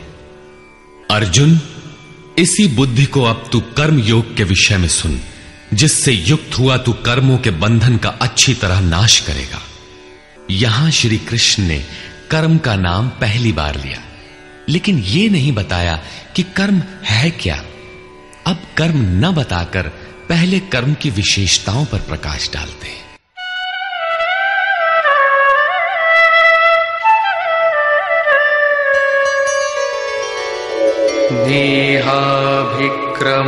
नेहाभिक्रमनाशोऽस्ति प्रत्यवायो न विद्यते स्वल्पमप्यस्य धर्मस्य त्रायते महतो भयात्। इस निष्काम कर्मयोग में आरंभ का अर्थात बीज का नाश नहीं होता, सीमित फल रूपी दोष नहीं है। इसलिए इस निष्काम कर्म का, इस कर्म से संपादित धर्म का थोड़ा भी साधन जन्म मृत्यु रूपी महान भय से उद्धार कर देता है। आप इस कर्म को समझें और उस पर 2 कदम चल भर दें, जो सदगृहस्थ आश्रम में रहकर ही चला जा सकता है। साधक तो चलते ही हैं। बीज भर डाल दें तो अर्जुन, बीज का नाश नहीं होता। प्रकृति में कोई क्षमता नहीं, ऐसा कोई अस्त्र नहीं कि उस सत्य को मिटा दे। प्रकृति केवल आवरण डाल सकती है, कुछ देर कर सकती है, किंतु साधन के आरंभ को मिटा नहीं सकती। आगे श्री कृष्ण ने बताया कि सभी पापियों से भी बड़ा पापी ही क्यों न हो, ज्ञान रूपी नौका द्वारा निसंदेह पार हो जाएगा।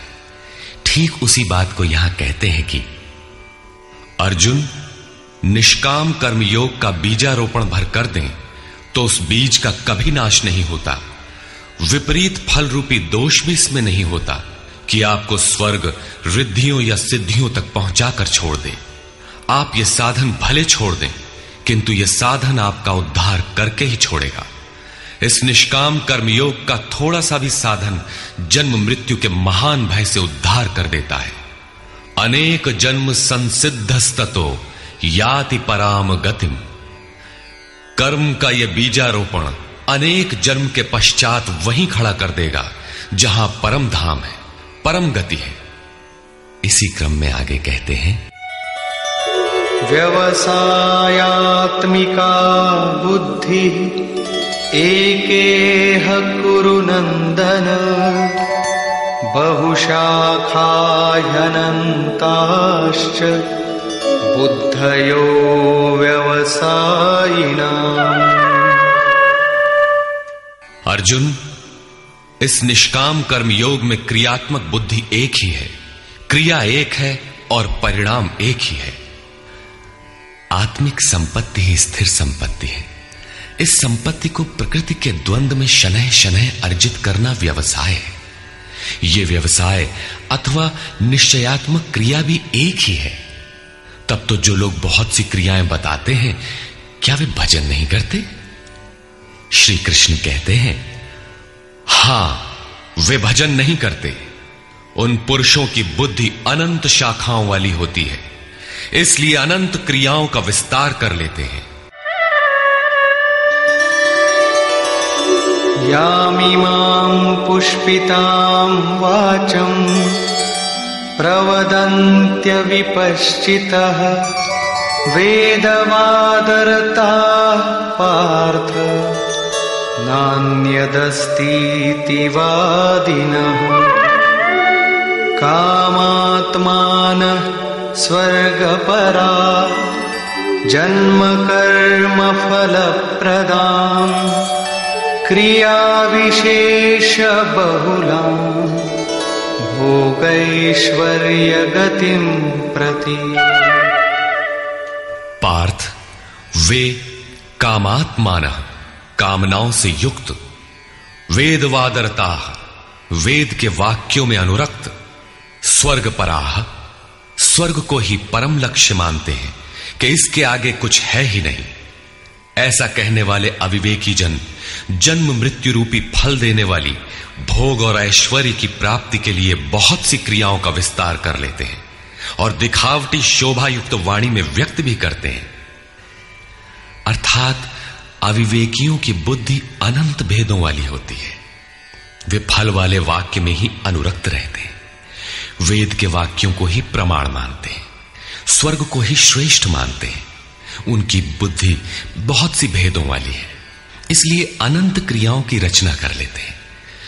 वे नाम तो परम तत्व परमात्मा का ही लेते हैं, किंतु उसकी ओट में अनंत क्रियाओं का विस्तार कर लेते हैं। तो क्या अनंत क्रियाएं कर्म नहीं है? श्री कृष्ण कहते हैं, नहीं, अनंत क्रियाएं कर्म नहीं है। तो वो एक निश्चित क्रिया है क्या? श्री कृष्ण अभी ये नहीं बताते। अभी तो केवल इतना कहते हैं कि अविवेकियों की बुद्धि अनंत शाखाओं वाली होती है, इसलिए वे अनंत क्रियाओं का विस्तार कर लेते हैं। वे केवल विस्तार ही नहीं करते, अपितु आलंकारिक शैली में उसे व्यक्त भी करते हैं। उसका प्रभाव क्या होता है? भोगैश्वर्य प्रसक्तानां तया परितचेतसां व्यवसायात्मिका बुद्धि समाधौ न विधीयते। उनकी वाणी की छाप जिन जिन के चित्त पर पड़ जाती है अर्जुन, उनकी भी बुद्धि नष्ट हो जाती है, न कि वे कुछ पाते हैं। उस वाणी द्वारा हरे हुए चित्त वालों के और भोग ऐश्वर्य में आसक्ति वाले पुरुषों के अंतःकरण में क्रियात्मक बुद्धि नहीं रह जाती। इष्ट में समाधिस्थ करने वाली निश्चयात्मक क्रिया उनमें नहीं होती। ऐसे अविवेकियों की वाणी सुनता कौन है? भोग और ऐश्वर्य में आसक्ति वाले ही सुनते हैं, अधिकारी नहीं सुनता।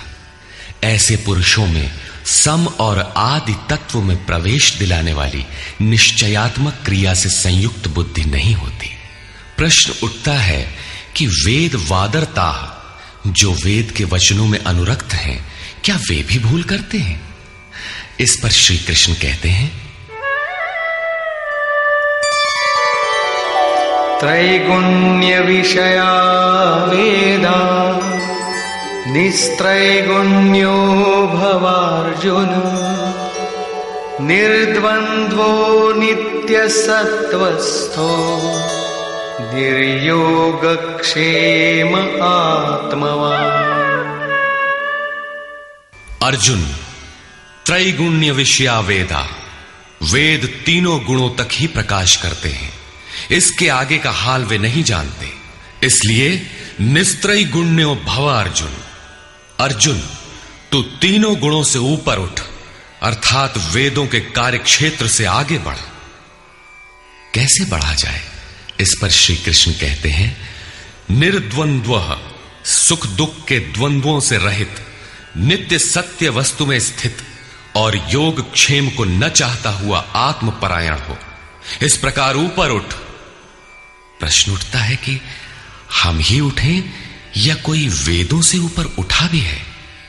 श्री कृष्ण बताते हैं कि आगे जो भी उठता है ब्रह्म को जानता है, और जो ब्रह्म को जानता है वो विप्र है।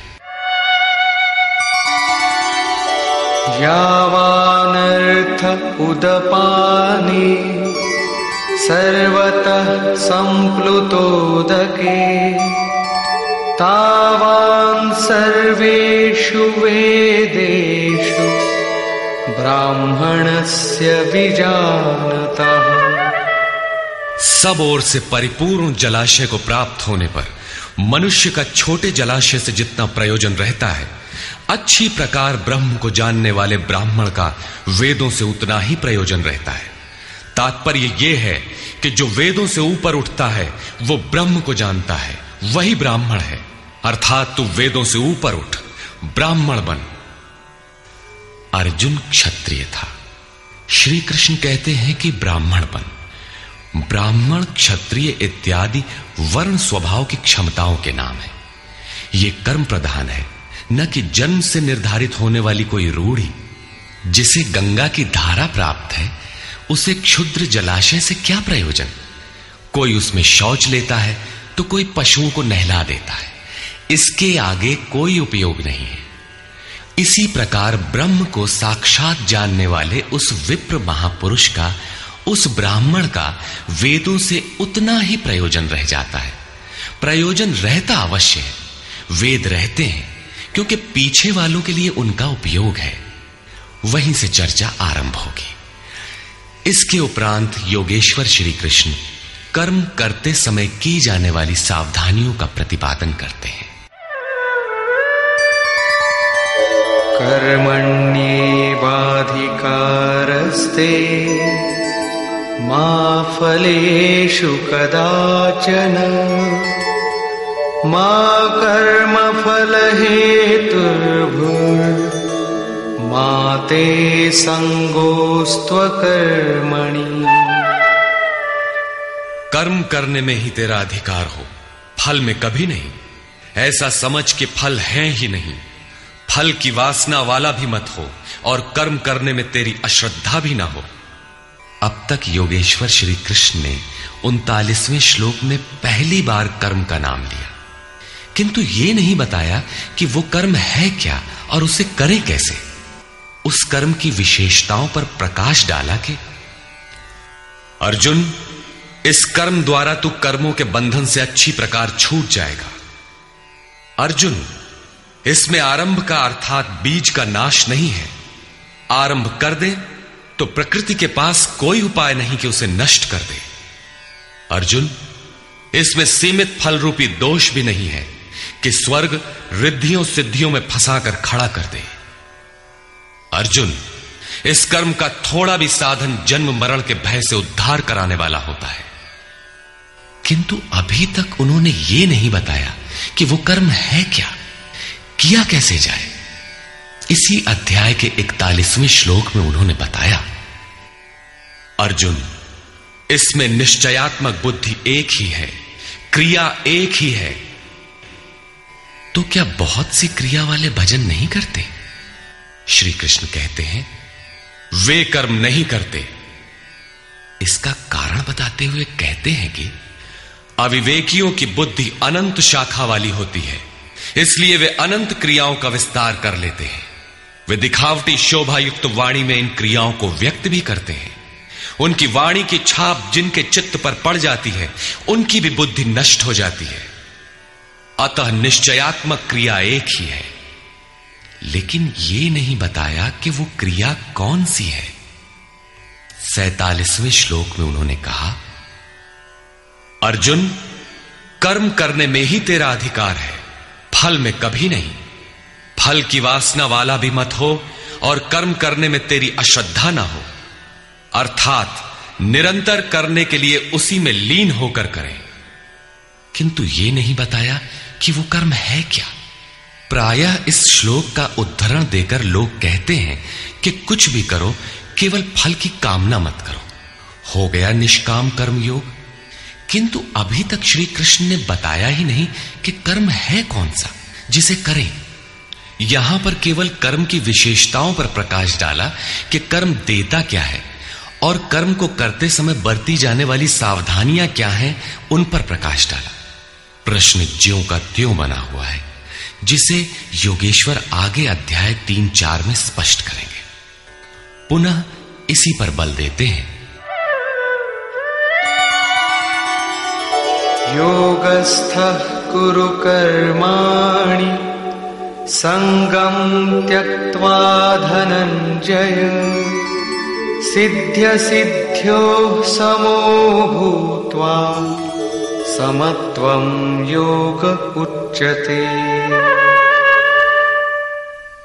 धनंजय, आसक्ति और संग दोष को त्याग कर सिद्धि और असिद्धि में समान भाव रखकर योग में स्थित होकर कर्म कर। कौन सा कर्म? निष्काम कर्म कर। समत्वम योग उच्यते। ये समत्व भाव ही योग कहलाता है। विषमता जिसमें ना हो ऐसा भाव समत्व कहलाता है। रिद्धियां सिद्धियां विषम बनाती हैं, आसक्ति हमें विषम बनाती है, फल की इच्छा विषमता पैदा करती है। इसीलिए फल की वासना न हो, फिर भी कर्म करने में अश्रद्धा ना हो। देखी सुनी सभी वस्तुओं में आसक्ति का त्याग करके प्राप्ति और अप्राप्ति के विषय में न सोचकर केवल योग में स्थित रहते हुए कर्म कर। योग से चित्त चलायमान ना हो। योग एक पराकाष्ठा की स्थिति है और एक प्रारंभ की स्थिति भी होती है। प्रारंभ में भी हमारी दृष्टि लक्ष्य पर ही रहनी चाहिए। अतः योग पर दृष्टि रखते हुए कर्म का आचरण करना चाहिए। समत्व भाव अर्थात सिद्धि और असिद्धि में समभाव ही योग कहलाता है। जिसको सिद्धि और असिद्धि विचलित नहीं कर पाती, विषमता जिसमें पैदा नहीं होती, ऐसा भाव होने के कारण यह समत्व योग कहलाता है। यह इष्ट से समत्व दिलाता है, इसीलिए इसे समत्व योग कहते हैं। कामनाओं का सर्वथा त्याग है, इसलिए इसे निष्काम कर्म योग कहते हैं। कर्म करना है, इसलिए इसे कर्म योग कहते हैं। परमात्मा से मेल कराता है, इसलिए इसका नाम योग अर्थात मेल है। इसमें बौद्धिक स्तर पर ध्यान रखना पड़ता है कि सिद्धि और असिद्धि में समभाव रहे, आसक्ति न हो, फल की वासना न आने पाए। इसलिए यही निष्काम कर्म योग बुद्धि योग भी कहा जाता है। दूरेण ह्यवरं कर्म बुद्धियोगात् धनंजय बुद्धौ शरणमन्विच्छ कृपणाः फलहेतवः। धनंजय, अवरम कर्म, निकृष्ट कर्म, वासना वाले कर्म बुद्धि योग से अत्यंत दूर है। फल की कामना वाले कृपण हैं। वे आत्मा के साथ उदारता नहीं बरतते। अतः समत्व बुद्धि योग का आश्रय ग्रहण कर। जैसी कामना है वैसा मिल भी जाए तो उसे भोगने के लिए शरीर धारण करना पड़ेगा। आवागमन बना है तो कल्याण कैसा? साधक को तो मोक्ष की भी वासना नहीं रखनी चाहिए, क्योंकि वासनाओं से मुक्त होना ही तो मोक्ष है। फल की प्राप्ति का चिंतन करने से साधक का समय व्यर्थ नष्ट हो जाता है और फल प्राप्त होने पर वो उसी फल में उलझ जाता है। उसकी साधना समाप्त हो जाती है। आगे वो भजन क्यों करे? वहां से वो भटक जाता है। इसलिए समत्व बुद्धि से योग का आचरण करें। ज्ञान मार्ग को भी श्री कृष्ण ने बुद्धि योग कहा था कि अर्जुन, ये बुद्धि तेरे लिए ज्ञान योग के विषय में कही गई। और यहां निष्काम कर्म योग को भी बुद्धि योग कहा गया। वस्तुतः दोनों में बुद्धि का दृष्टिकोण का ही अंतर है। उसमें लाभ हानि का रिकॉर्ड रखकर उसे जांच कर चलना पड़ता है। इसमें भी बौद्धिक स्तर पर समत्व बनाए रखना पड़ता है। इसलिए इसे समत्व बुद्धि योग कहा जाता है। इसलिए धनंजय, तू समत्व बुद्धि योग का आश्रय ग्रहण कर, क्योंकि फल की वासना वाले अत्यंत कृपण हैं। बुद्धियुक्तो जहातीह उभे सुकृत दुष्कृते तस्माद्योगाय युज्यस्व योगः कर्मसु कौशलम्। समत्व बुद्धि युक्त पुरुष पुण्य पाप दोनों को ही इसी लोक में त्याग देता है, उनसे लिपायमान नहीं होता। इसलिए समत्व बुद्धि योग के लिए चेष्टा कर। योगः कर्मसु कौशलम। समत्व बुद्धि के साथ कर्मों का आचरण कौशल ही योग है। संसार में कर्म करने के दो दृष्टिकोण प्रचलित हैं।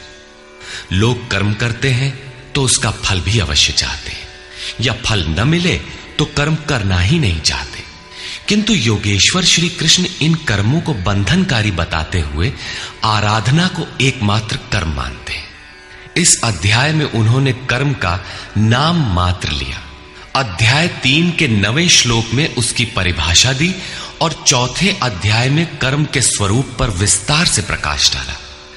प्रस्तुत श्लोक में श्री कृष्ण ने सांसारिक परंपरा से हटकर कर्म करने की कला बताई कि कर्म तो करो, श्रद्धा पूर्वक करो, किंतु फल के अधिकार को स्वेच्छा से छोड़ दो। फल जाएगा कहां? यही कर्मों के करने का कौशल है। निष्काम साधक की समग्र शक्ति इस प्रकार कर्म में लगी रहती है। फिर भी जिज्ञासा स्वाभाविक है कि क्या सदैव कर्म ही करते रहना है या इसका कुछ परिणाम भी निकलेगा? इसे देखें। कर्मजं बुद्धियुक्ता हि फलं त्यक्त्वा मनीषिणः जन्मबन्धविनिर्मुक्ताः पदं गच्छन्त्यनामयम्। बुद्धि योग से युक्त ज्ञानी जन कर्मों से उत्पन्न होने वाले फल को त्याग कर जन्म और मृत्यु के बंधन से छूट जाते हैं। वे निर्दोष अमृतमय परम पद को प्राप्त होते हैं। अर्जुन की दृष्टि त्रिलोकी के साम्राज्य तथा देवताओं के स्वामीपन तक ही सीमित थी। इतने तक के लिए भी वो युद्ध में प्रवृत्त नहीं हो रहा था। यहां श्री कृष्ण उसे नवीन तथ्य उद्घाटित करते हैं कि आसक्ति रहित कर्म द्वारा अनामय पद प्राप्त होता है। निष्काम कर्म योग परम पद को दिलाता है, जहां मृत्यु का प्रवेश नहीं है। इस कर्म में प्रवृत्ति कब होगी? यदा ते मोह कलिलं बुद्धिर्व्यतितरिष्यति तदा गन्तासि निर्वेदं श्रोतव्यस्य श्रुतस्य च। जिस काल में तेरी साधक की बुद्धि मोह रूपी दलदल को पूर्णतः पार कर लेगी, लेश मात्र भी मोह न रह जाए, उस समय जो सुनने योग्य है उसे तू सुन सकेगा और सुने हुए के अनुसार वैराग्य को प्राप्त हो सकेगा, अर्थात उसे आचरण में ढाल सकेगा। अभी तो जो सुनने लायक है उसे न तो तू सुन पाया है और आचरण का तो प्रश्न ही नहीं खड़ा होता। इसी योग्यता पर पुनः प्रकाश डालते हैं। श्रुति विप्रतिपन्ना ते यदा स्थास्यति निश्चला समाधावचला बुद्धि तदा योगमवाप्स्यसि। अनेक प्रकार के वेद वाक्यों को सुनकर विचलित हुई तेरी बुद्धि जब परमात्म स्वरूप में समाधिस्थ होकर अचल स्थिर ठहर जाएगी, तब तू समत्व योग को प्राप्त होगा, पूर्ण समस्थिति को प्राप्त करेगा, जिसे अनामय परम पद कहते हैं। यही योग की पराकाष्ठा है और यही अप्राप्त की प्राप्ति है। वेदों से तो शिक्षा ही मिलती है, किंतु श्री कृष्ण कहते हैं श्रुति विप्रतिपन्ना। श्रुतियों के अनेक सिद्धांतों को सुनने से बुद्धि विचलित हो जाती है। सिद्धांत तो अनेकों सुने, लेकिन जो सुनने योग्य है लोग उससे दूर ही रहते हैं। ये विचलित बुद्धि जिस समय समाधि में स्थिर हो जाएगी, तब तू योग की पराकाष्ठा अमृत पद को प्राप्त करेगा। इस पर अर्जुन की उत्कंठा स्वाभाविक थी कि वे महापुरुष कैसे होते हैं जो अनामय परम पद में स्थित है, समाधि में जिनकी बुद्धि स्थिर है। उसने प्रश्न किया। अर्जुन उवाच।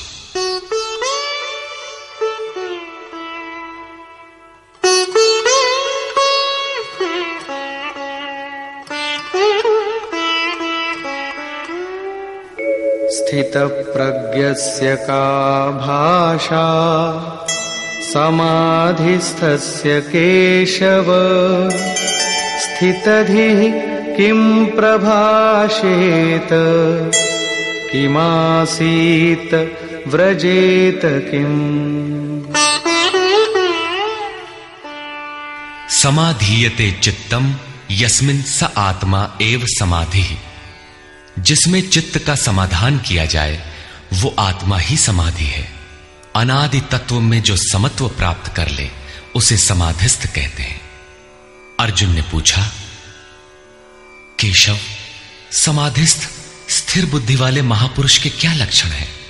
स्थित प्रज्ञ पुरुष कैसे बोलता है, वो कैसे बैठता है, वो कैसे चलता है? 4 प्रश्न अर्जुन ने किए। इस पर भगवान श्री कृष्ण ने स्थित प्रज्ञ के लक्षण बताते हुए कहा। श्री भगवान उवाच।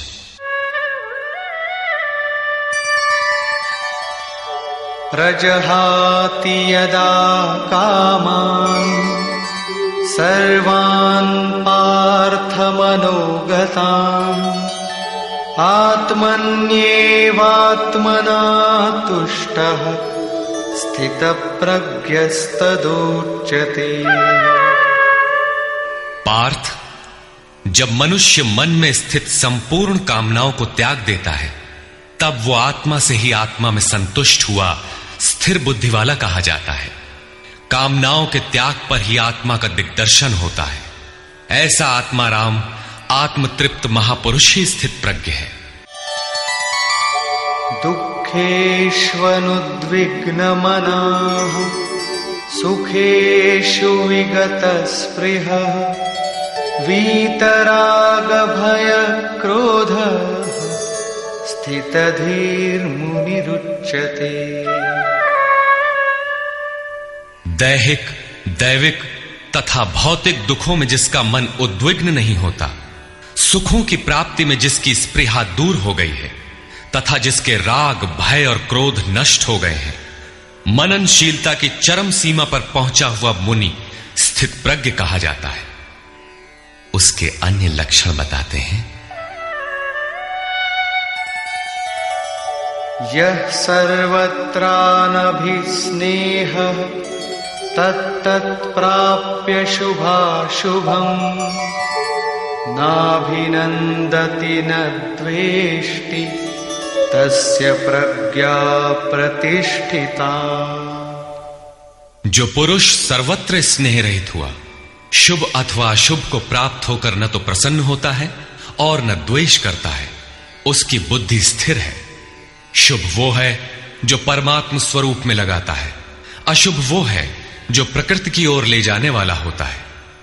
किंतु स्थित प्रज्ञ पुरुष अनुकूल परिस्थितियों से न प्रसन्न होता है और न प्रतिकूल परिस्थितियों से द्वेष करता है, क्योंकि प्राप्त होने योग्य वस्तु न उससे भिन्न है और न पतित करने वाले विकार ही उसके लिए है। अर्थात अब साधन से उसका अपना कोई प्रयोजन नहीं रहा। ऐसा व्यक्ति स्थित प्रज्ञ कहा जाता है। यदा संहरते चायं कूर्मोऽङ्गानीव सर्वशः इन्द्रियाणीन्द्रियार्थेभ्यः तस्य प्रज्ञा प्रतिष्ठिता। जिस प्रकार कछुआ अपने अंगों को समेट लेता है, ठीक वैसे ही ये पुरुष जब सब ओर से अपने अंगों को समेट लेता है तब उसकी बुद्धि स्थिर होती है। खतरे को देखते ही कछुआ जिस प्रकार अपने सिर और पैर समेट लेता है, ठीक इसी प्रकार जो पुरुष विषयों में विचरती हुई इंद्रियों को सब ओर से समेटकर हृदय देश में निरोध कर लेता है, उस काल में उस पुरुष की बुद्धि स्थिर होती है। किंतु ये तो एक दृष्टांत मात्र है। खतरे का एहसास मिटते ही कछुआ तो अपने अंगों को पुनः फैला देता है। क्या इसी प्रकार स्थित प्रज्ञ महापुरुष भी विषयों में रस लेने लगता है? इस पर कहते हैं, विषया विनिवर्तन्ते निराहारस्य देहिनः रसवर्जं रसोऽप्यस्य परं दृष्ट्वा निवर्तते। इंद्रियों द्वारा विषयों को न ग्रहण करने वाले पुरुषों के विषय तो निवृत्त हो जाते हैं, क्योंकि वे ग्रहण ही नहीं करते, किंतु उनका राग नहीं निवृत्त होता, आसक्ति लगी रहती है। संपूर्ण इंद्रियों को विषयों से समेटने वाले निष्काम कर्मी का राग भी परम दृष्टवा, परम तत्व परमात्मा का साक्षात्कार करके निवृत्त हो जाता है। महापुरुष कछुए की तरह अपनी इंद्रियों को विषयों में नहीं फैलाता। एक बार जब इंद्रियां सिमट गईं तो संस्कार ही मिट जाते हैं, पुनः वे नहीं निकलते। निष्काम कर्मयोग के आचरण द्वारा परमात्मा के प्रत्यक्ष दर्शन के साथ उस पुरुष का विषयों से राग भी निवृत्त हो जाता है। प्रायः चिंतन पथ में हठ करते हैं। हठ से इंद्रियों को रोककर वे विषय से तो निवृत्त हो जाते हैं, किंतु मन में उनका चिंतन राग लगा रहता है। ये आसक्ति परम दृष्टवा परमात्मा का साक्षात्कार करने के बाद ही निवृत्त होती है, इसके पूर्व नहीं। पूज्य महाराज जी इस संबंध में अपनी एक घटना बताया करते थे। गृह त्याग से पूर्व उन्हें 3 बार आकाशवाणियां हुई थी। हमने पूछा, महाराज जी आपको आकाशवाणी क्यों हुई, हम लोगों को तो नहीं हुई? तब इस पर महाराज जी कहे, हो ई शंका मोहू के बही रही, अर्थात ये संदेह मुझे भी हुआ था। तब अनुभव में आया कि मैं 7 जन्म से लगातार साधु हूं। 4 जन्म तो केवल साधुओं सा वेश बनाए, तिलक लगाए, कहीं विभूति पोते, कहीं कमंडलु लिए विचरण कर रहा हूं। योग क्रिया की जानकारी नहीं थी, लेकिन पिछले 3 जन्म से बढ़िया साधु हूं, जैसा होना चाहिए। मुझ में योग क्रिया जागृत थी। पिछले जन्म में पार लग चला था, निवृत्ति हो चली थी, किंतु 2 इच्छाएं रह गई थी, एक तो स्त्री और दूसरी गांजा।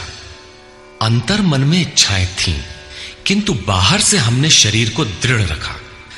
मन में वासना लगी थी, इसलिए जन्म लेना पड़ा। जन्म लेते ही भगवान ने थोड़े ही समय में सब दिखा सुनाकर निवृत्ति दिला दी। 2-3 चटकना दिया और साधु बना दिया। ठीक यही बात श्री कृष्ण कहते हैं कि इंद्रियों द्वारा विषयों को न ग्रहण करने वाले पुरुष के भी विषय तो निवृत्त हो जाते हैं, किंतु साधना द्वारा परम पुरुष परमात्मा का साक्षात्कार कर लेने पर वो विषयों के राग से भी निवृत्त हो जाता है। अतः जब तक साक्षात्कार न हो कर्म करना है। इंद्रियों को विषयों से समेटना कठिन है। इस पर प्रकाश डालते हैं, यततो ह्यपि कौन्तेय पुरुषस्य विपश्चितः इंद्रियाणि प्रमाथीनि हरन्ति प्रसभं मनः। कौन्तेय, प्रयत्न करने वाले मेधावी पुरुष की प्रमथनशील इंद्रियां उसके मन को बलात् हर लेती हैं, विचलित कर देती हैं।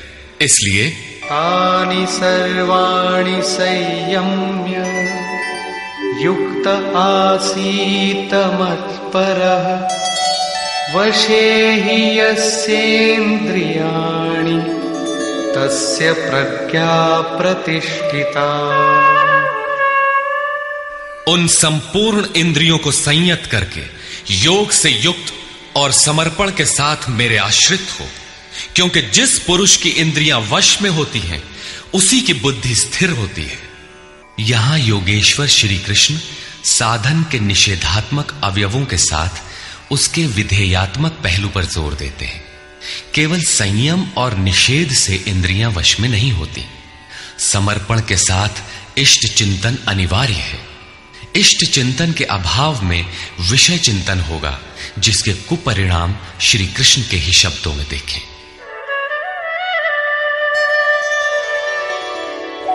ध्यायतो विषयान् पुंसः संगस्तेषूपजायते संगात् संजायते कामः कामात् क्रोधोऽभिजायते।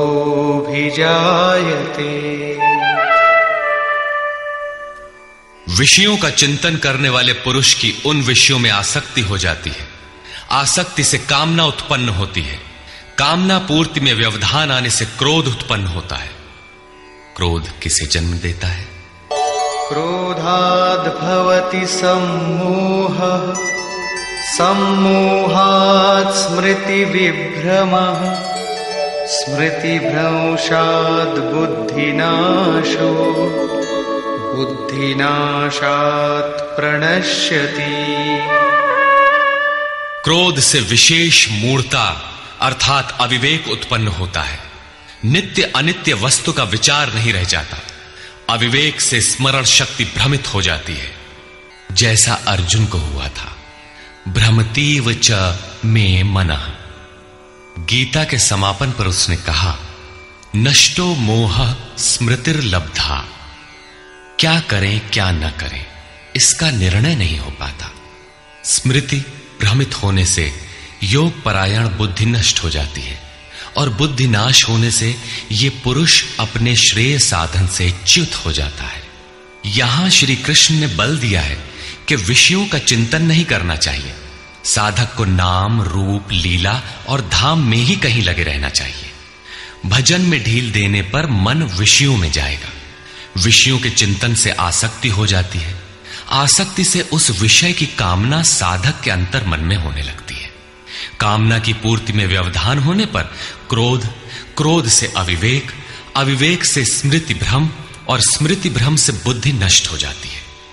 निष्काम कर्म योग को बुद्धि योग कहा जाता है, क्योंकि बुद्धि स्तर पर इसमें विचार रखना चाहिए कि कामनाएं न आने पाए।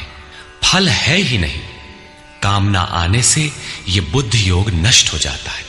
साधन करिय विचारहीन मन शुद्ध होए नहीं तैसे। विचार आवश्यक है। विचार शून्य पुरुष श्रेय साधन से नीचे गिर जाता है। साधन क्रम टूट जाता है, सर्वथा नष्ट नहीं होता। भोग के पश्चात साधन वहीं से पुनः आरंभ होता है जहां अवरुद्ध हुआ था। ये तो विषयाभिमुख साधक की गति है। स्वाधीन अंतःकरण वाला साधक किस गति को प्राप्त होता है? इस पर श्री कृष्ण कहते हैं, रागद्वेष वियुक्तैस्तु विषयानीन्द्रियैश्चरन् आत्मवश्यैर्विधेयात्मा प्रसादमधिगच्छति। आत्मा की विधि को प्राप्त प्रत्यक्षदर्शी महापुरुष राग द्वेष से रहित वश में की हुई अपनी इंद्रियों द्वारा विषयान चरण, विषयों में विचरता हुआ भी प्रसाद मधिगच्छति, अंतःकरण की निर्मलता को प्राप्त होता है। वो अपनी भाव दृष्टि में रहता है। महापुरुष के लिए विधि निषेध नहीं रह जाते। उसके लिए कहीं अशुभ नहीं रहता जिससे वो बचाव करे, तथा उसके लिए कोई शुभ शेष नहीं रह जाता जिसकी वो कामना करे।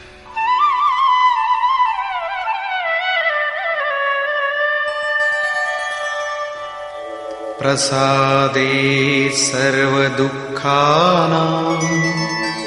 हानिरस्योपजायते प्रसन्नचेतसो याशु बुद्धिः पर्यवतिष्ठते। भगवान के पूर्ण कृपा प्रसाद भगवत्ता से संयुक्त होने पर इसके संपूर्ण दुखों का अभाव हो जाता है। दुखालयम अशाश्वतम, संसार का अभाव हो जाता है और उस प्रसन्न चित्त वाले पुरुष की बुद्धि शीघ्र ही अच्छी प्रकार स्थिर हो जाती है। किंतु जो योग युक्त नहीं है उनकी दशा पर प्रकाश डालते हैं। नास्ति बुद्धिरयुक्तस्य न चायुक्तस्य भावना न चाभावयतः शान्तिः अशान्तस्य कुतः सुखम्। योग साधन रहित पुरुष के अंतःकरण में निष्काम कर्मयुक्त बुद्धि नहीं होती। उस अयुक्त के अंतःकरण में भाव भी नहीं होता। भावना रहित पुरुष को शांति कहां और अशांत पुरुष को सुख कहां। योग क्रिया करने से कुछ दिखाई पड़ने पर ही भाव बनता है। जाने बिनु ना होई प्रतीति, भावना बिना शांति नहीं मिलती। और शांति रहित पुरुष को सुख अर्थात शाश्वत सनातन की प्राप्ति नहीं होती। इंद्रियाणां हि चरतां यन्मनोनुविधीयते तदस्य हरति प्रज्ञां वायुर्नावमिवाम्भसि। जल में नाव को जिस प्रकार वायु हरण करके गंतव्य से दूर कर देता है, ठीक वैसे ही विषयों में विचरण करती हुई इंद्रियों में जिस इंद्रिय के साथ मन रहता है, वो एक ही इंद्रिय उस अयुक्त पुरुष की बुद्धि को हर लेती है। अतः योग का आचरण अनिवार्य है। क्रियात्मक आचरण पर श्री कृष्ण पुनः बल देते हैं। तस्माद्यस्य महाबाहो निगृहीतानि सर्वशः इन्द्रियाणीन्द्रियार्थेभ्यः तस्य प्रज्ञा प्रतिष्ठिता। इससे हे महाबाहो, जिस पुरुष की इंद्रियां इंद्रियों के विषयों से सर्वथा वश में की हुई होती हैं, उसकी बुद्धि स्थिर होती है। बाहु कार्य क्षेत्र का प्रतीक है। भगवान महाबाहु एवं आजानुबाहु कहे जाते हैं। वे बिना हाथ पैर के सर्वत्र कार्य करते हैं। उनमें जो प्रवेश पाता है या जो उसी भगवत्ता की ओर अग्रसर है, वो भी महाबाहु है। श्री कृष्ण और अर्जुन दोनों को महाबाहु कहा गया है। या निशा सर्वभूतानां तस्यां जागर्ति संयमी यस्यां जागृति भूतानि सा निशा पश्यतो मुनिः। संपूर्ण भूत प्राणियों के लिए वो परमात्मा रात्रि के तुल्य है, क्योंकि दिखाई नहीं देता, न विचार ही काम करता है, इसलिए रात्रि सदृश है। उस रात्रि में परमात्मा में संयमी पुरुष भली प्रकार देखता है, चलता है, जागता है, क्योंकि वहां उसकी पकड़ है। योगी इंद्रियों के संयम द्वारा उसमें प्रवेश पा जाता है। जिन नाशवान सांसारिक सुख भोग के लिए संपूर्ण प्राणी रात दिन परिश्रम करते हैं, योगी के लिए वही निशा है। रमा विलासु राम अनुरागी तजत बमन जिमि जन बड़ भागी। जो योगी परमार्थ पथ में निरंतर सजग और भौतिक ऐषणाओं से सर्वथा निष्प्रिय होता है, वही उस इष्ट में प्रवेश पाता है। वो रहता तो संसार में ही है, किंतु संसार का उस पर प्रभाव नहीं पड़ता। महापुरुष की इस रहनी का चित्रण देखें। आपूर्यमाणमचल प्रतिष्ठम् समुद्रमापः प्रविशन्ति यद्वत् तद्वत् कामायं प्रविशन्ति सर्वे स शान्तिमाप्नोति न कामकामी। जैसे सब ओर से परिपूर्ण अचल प्रतिष्ठा वाले समुद्र में नदियों के जल उसको चलायमान न करते हुए बड़े वेग से उसमें समा जाते हैं, ठीक वैसे ही परमात्मा में स्थित प्रज्ञ पुरुष में संपूर्ण भोग विकार उत्पन्न किए बिना समा जाते हैं। ऐसा पुरुष परम शांति को प्राप्त होता है, न कि भोगों को चाहने वाला। भयंकर वेग से बहने वाली सहस्त्रों नदियों के स्रोत फसल को नष्ट करते हुए, हत्याएं करते हुए, नगरों को डुबाते हुए, हाहाकार मचाते हुए बड़े वेग से समुद्र में गिरते हैं, किंतु समुद्र को न 1 इंच ऊपर उठा पाते हैं और न गिरा ही पाते हैं, बल्कि उसी में समाहित हो जाते हैं। ठीक इसी प्रकार स्थित प्रज्ञ महापुरुष के प्रति संपूर्ण भोग उतने ही वेग से आते हैं, किंतु समाहित हो जाते हैं। उन महापुरुषों में न शुभ संस्कार डाल पाते हैं न अशुभ। योगी के कर्म अशुक्ल और अकृष्ण होते हैं, क्योंकि जिस चित्त पर संस्कार पड़ते हैं उसका निरोध और विलीनीकरण हो गया। इसके साथ ही भगवत्ता की स्थिति आ गई। अब संस्कार पड़े भी तो कहां? इस एक ही श्लोक में श्री कृष्ण ने अर्जुन के कई प्रश्नों का समाधान कर दिया। उसकी जिज्ञासा थी कि स्थित प्रज्ञ महापुरुष के लक्षण क्या हैं, वो कैसे बोलता है, कैसे बैठता है, कैसे चलता है। श्री कृष्ण ने एक ही शब्द में उत्तर दिया कि वे समुद्रवत होते हैं। उनके लिए विधि निषेध नहीं होता कि ऐसे बैठो और ऐसे चलो। वे ही परम शांति को प्राप्त होते हैं, क्योंकि वे संयमी हैं। भोगों की कामना वाला शांति नहीं पाता। इसी पर पुनः बल देते हैं। विहाय कामान्यः सर्वान् पुमांश्चरति निःस्पृहः निर्ममो निरहंकारः स शान्तिमधिगच्छति। जो पुरुष संपूर्ण कामनाओं को त्याग कर निर्ममः, मैं और मेरे के भाव तथा अहंकार और स्पृहा से रहित होता हुआ बरतता है, वो उस परम शांति को प्राप्त होता है जिसके बाद कुछ भी पाना शेष नहीं रह जाता। एषा ब्राह्मी स्थितिः पार्थ नैनां प्राप्य विमुह्यति स्थित्वा स्यामन्तकालेऽपि ब्रह्मनिर्वाणमृच्छति।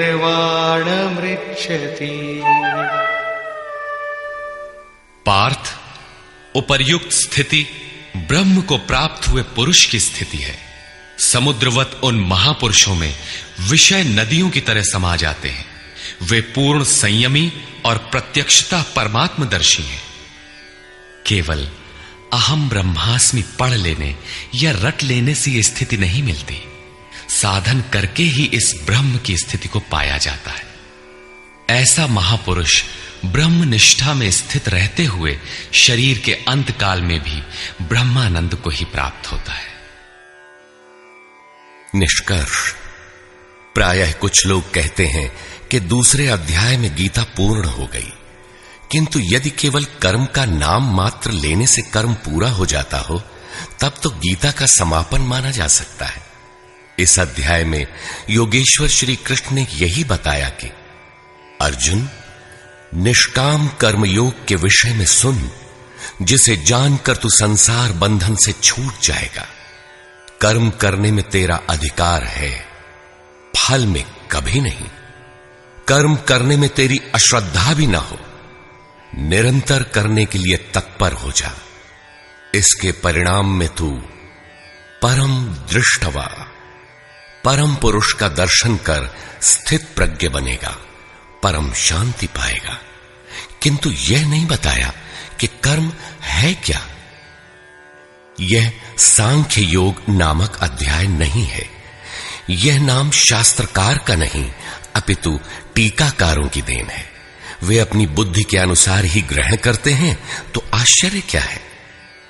इस अध्याय में कर्म की गरिमा, उसे करने में बरती जाने वाली सावधानी और स्थित प्रज्ञ के लक्षण बताकर श्री कृष्ण ने अर्जुन के मन में कर्म के प्रति उत्कंठा जागृत की है। उसे कुछ प्रश्न दिए हैं। आत्मा शाश्वत है, सनातन है, उसे जानकर तत्वदर्शी बनो। उसकी प्राप्ति के 2 साधन हैं, ज्ञान योग और निष्काम कर्म योग।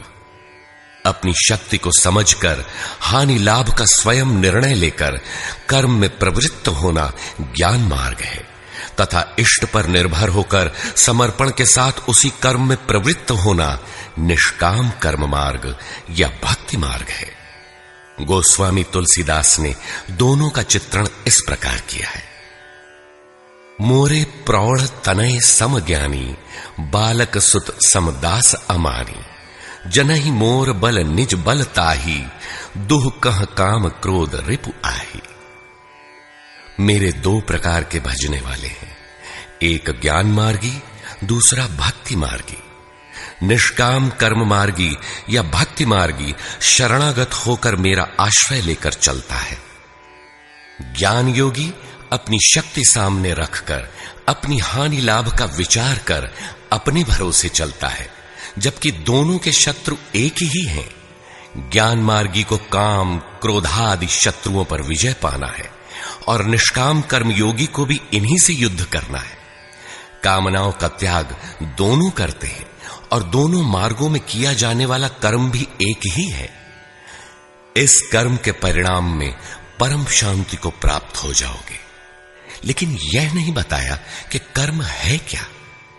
अब आपके भी समक्ष कर्म एक प्रश्न है। अर्जुन के मन में भी कर्म के प्रति जिज्ञासा हुई। तीसरे अध्याय के आरंभ में ही उसने कर्म विषयक प्रश्न प्रस्तुत किया।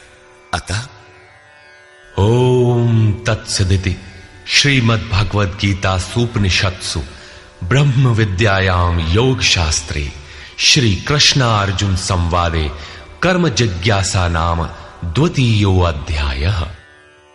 इस प्रकार स्वामी अड़गड़ानंद कृत श्रीमद् भगवद गीता के भाष्य यथार्थ गीता का दूसरा अध्याय पूर्ण होता है।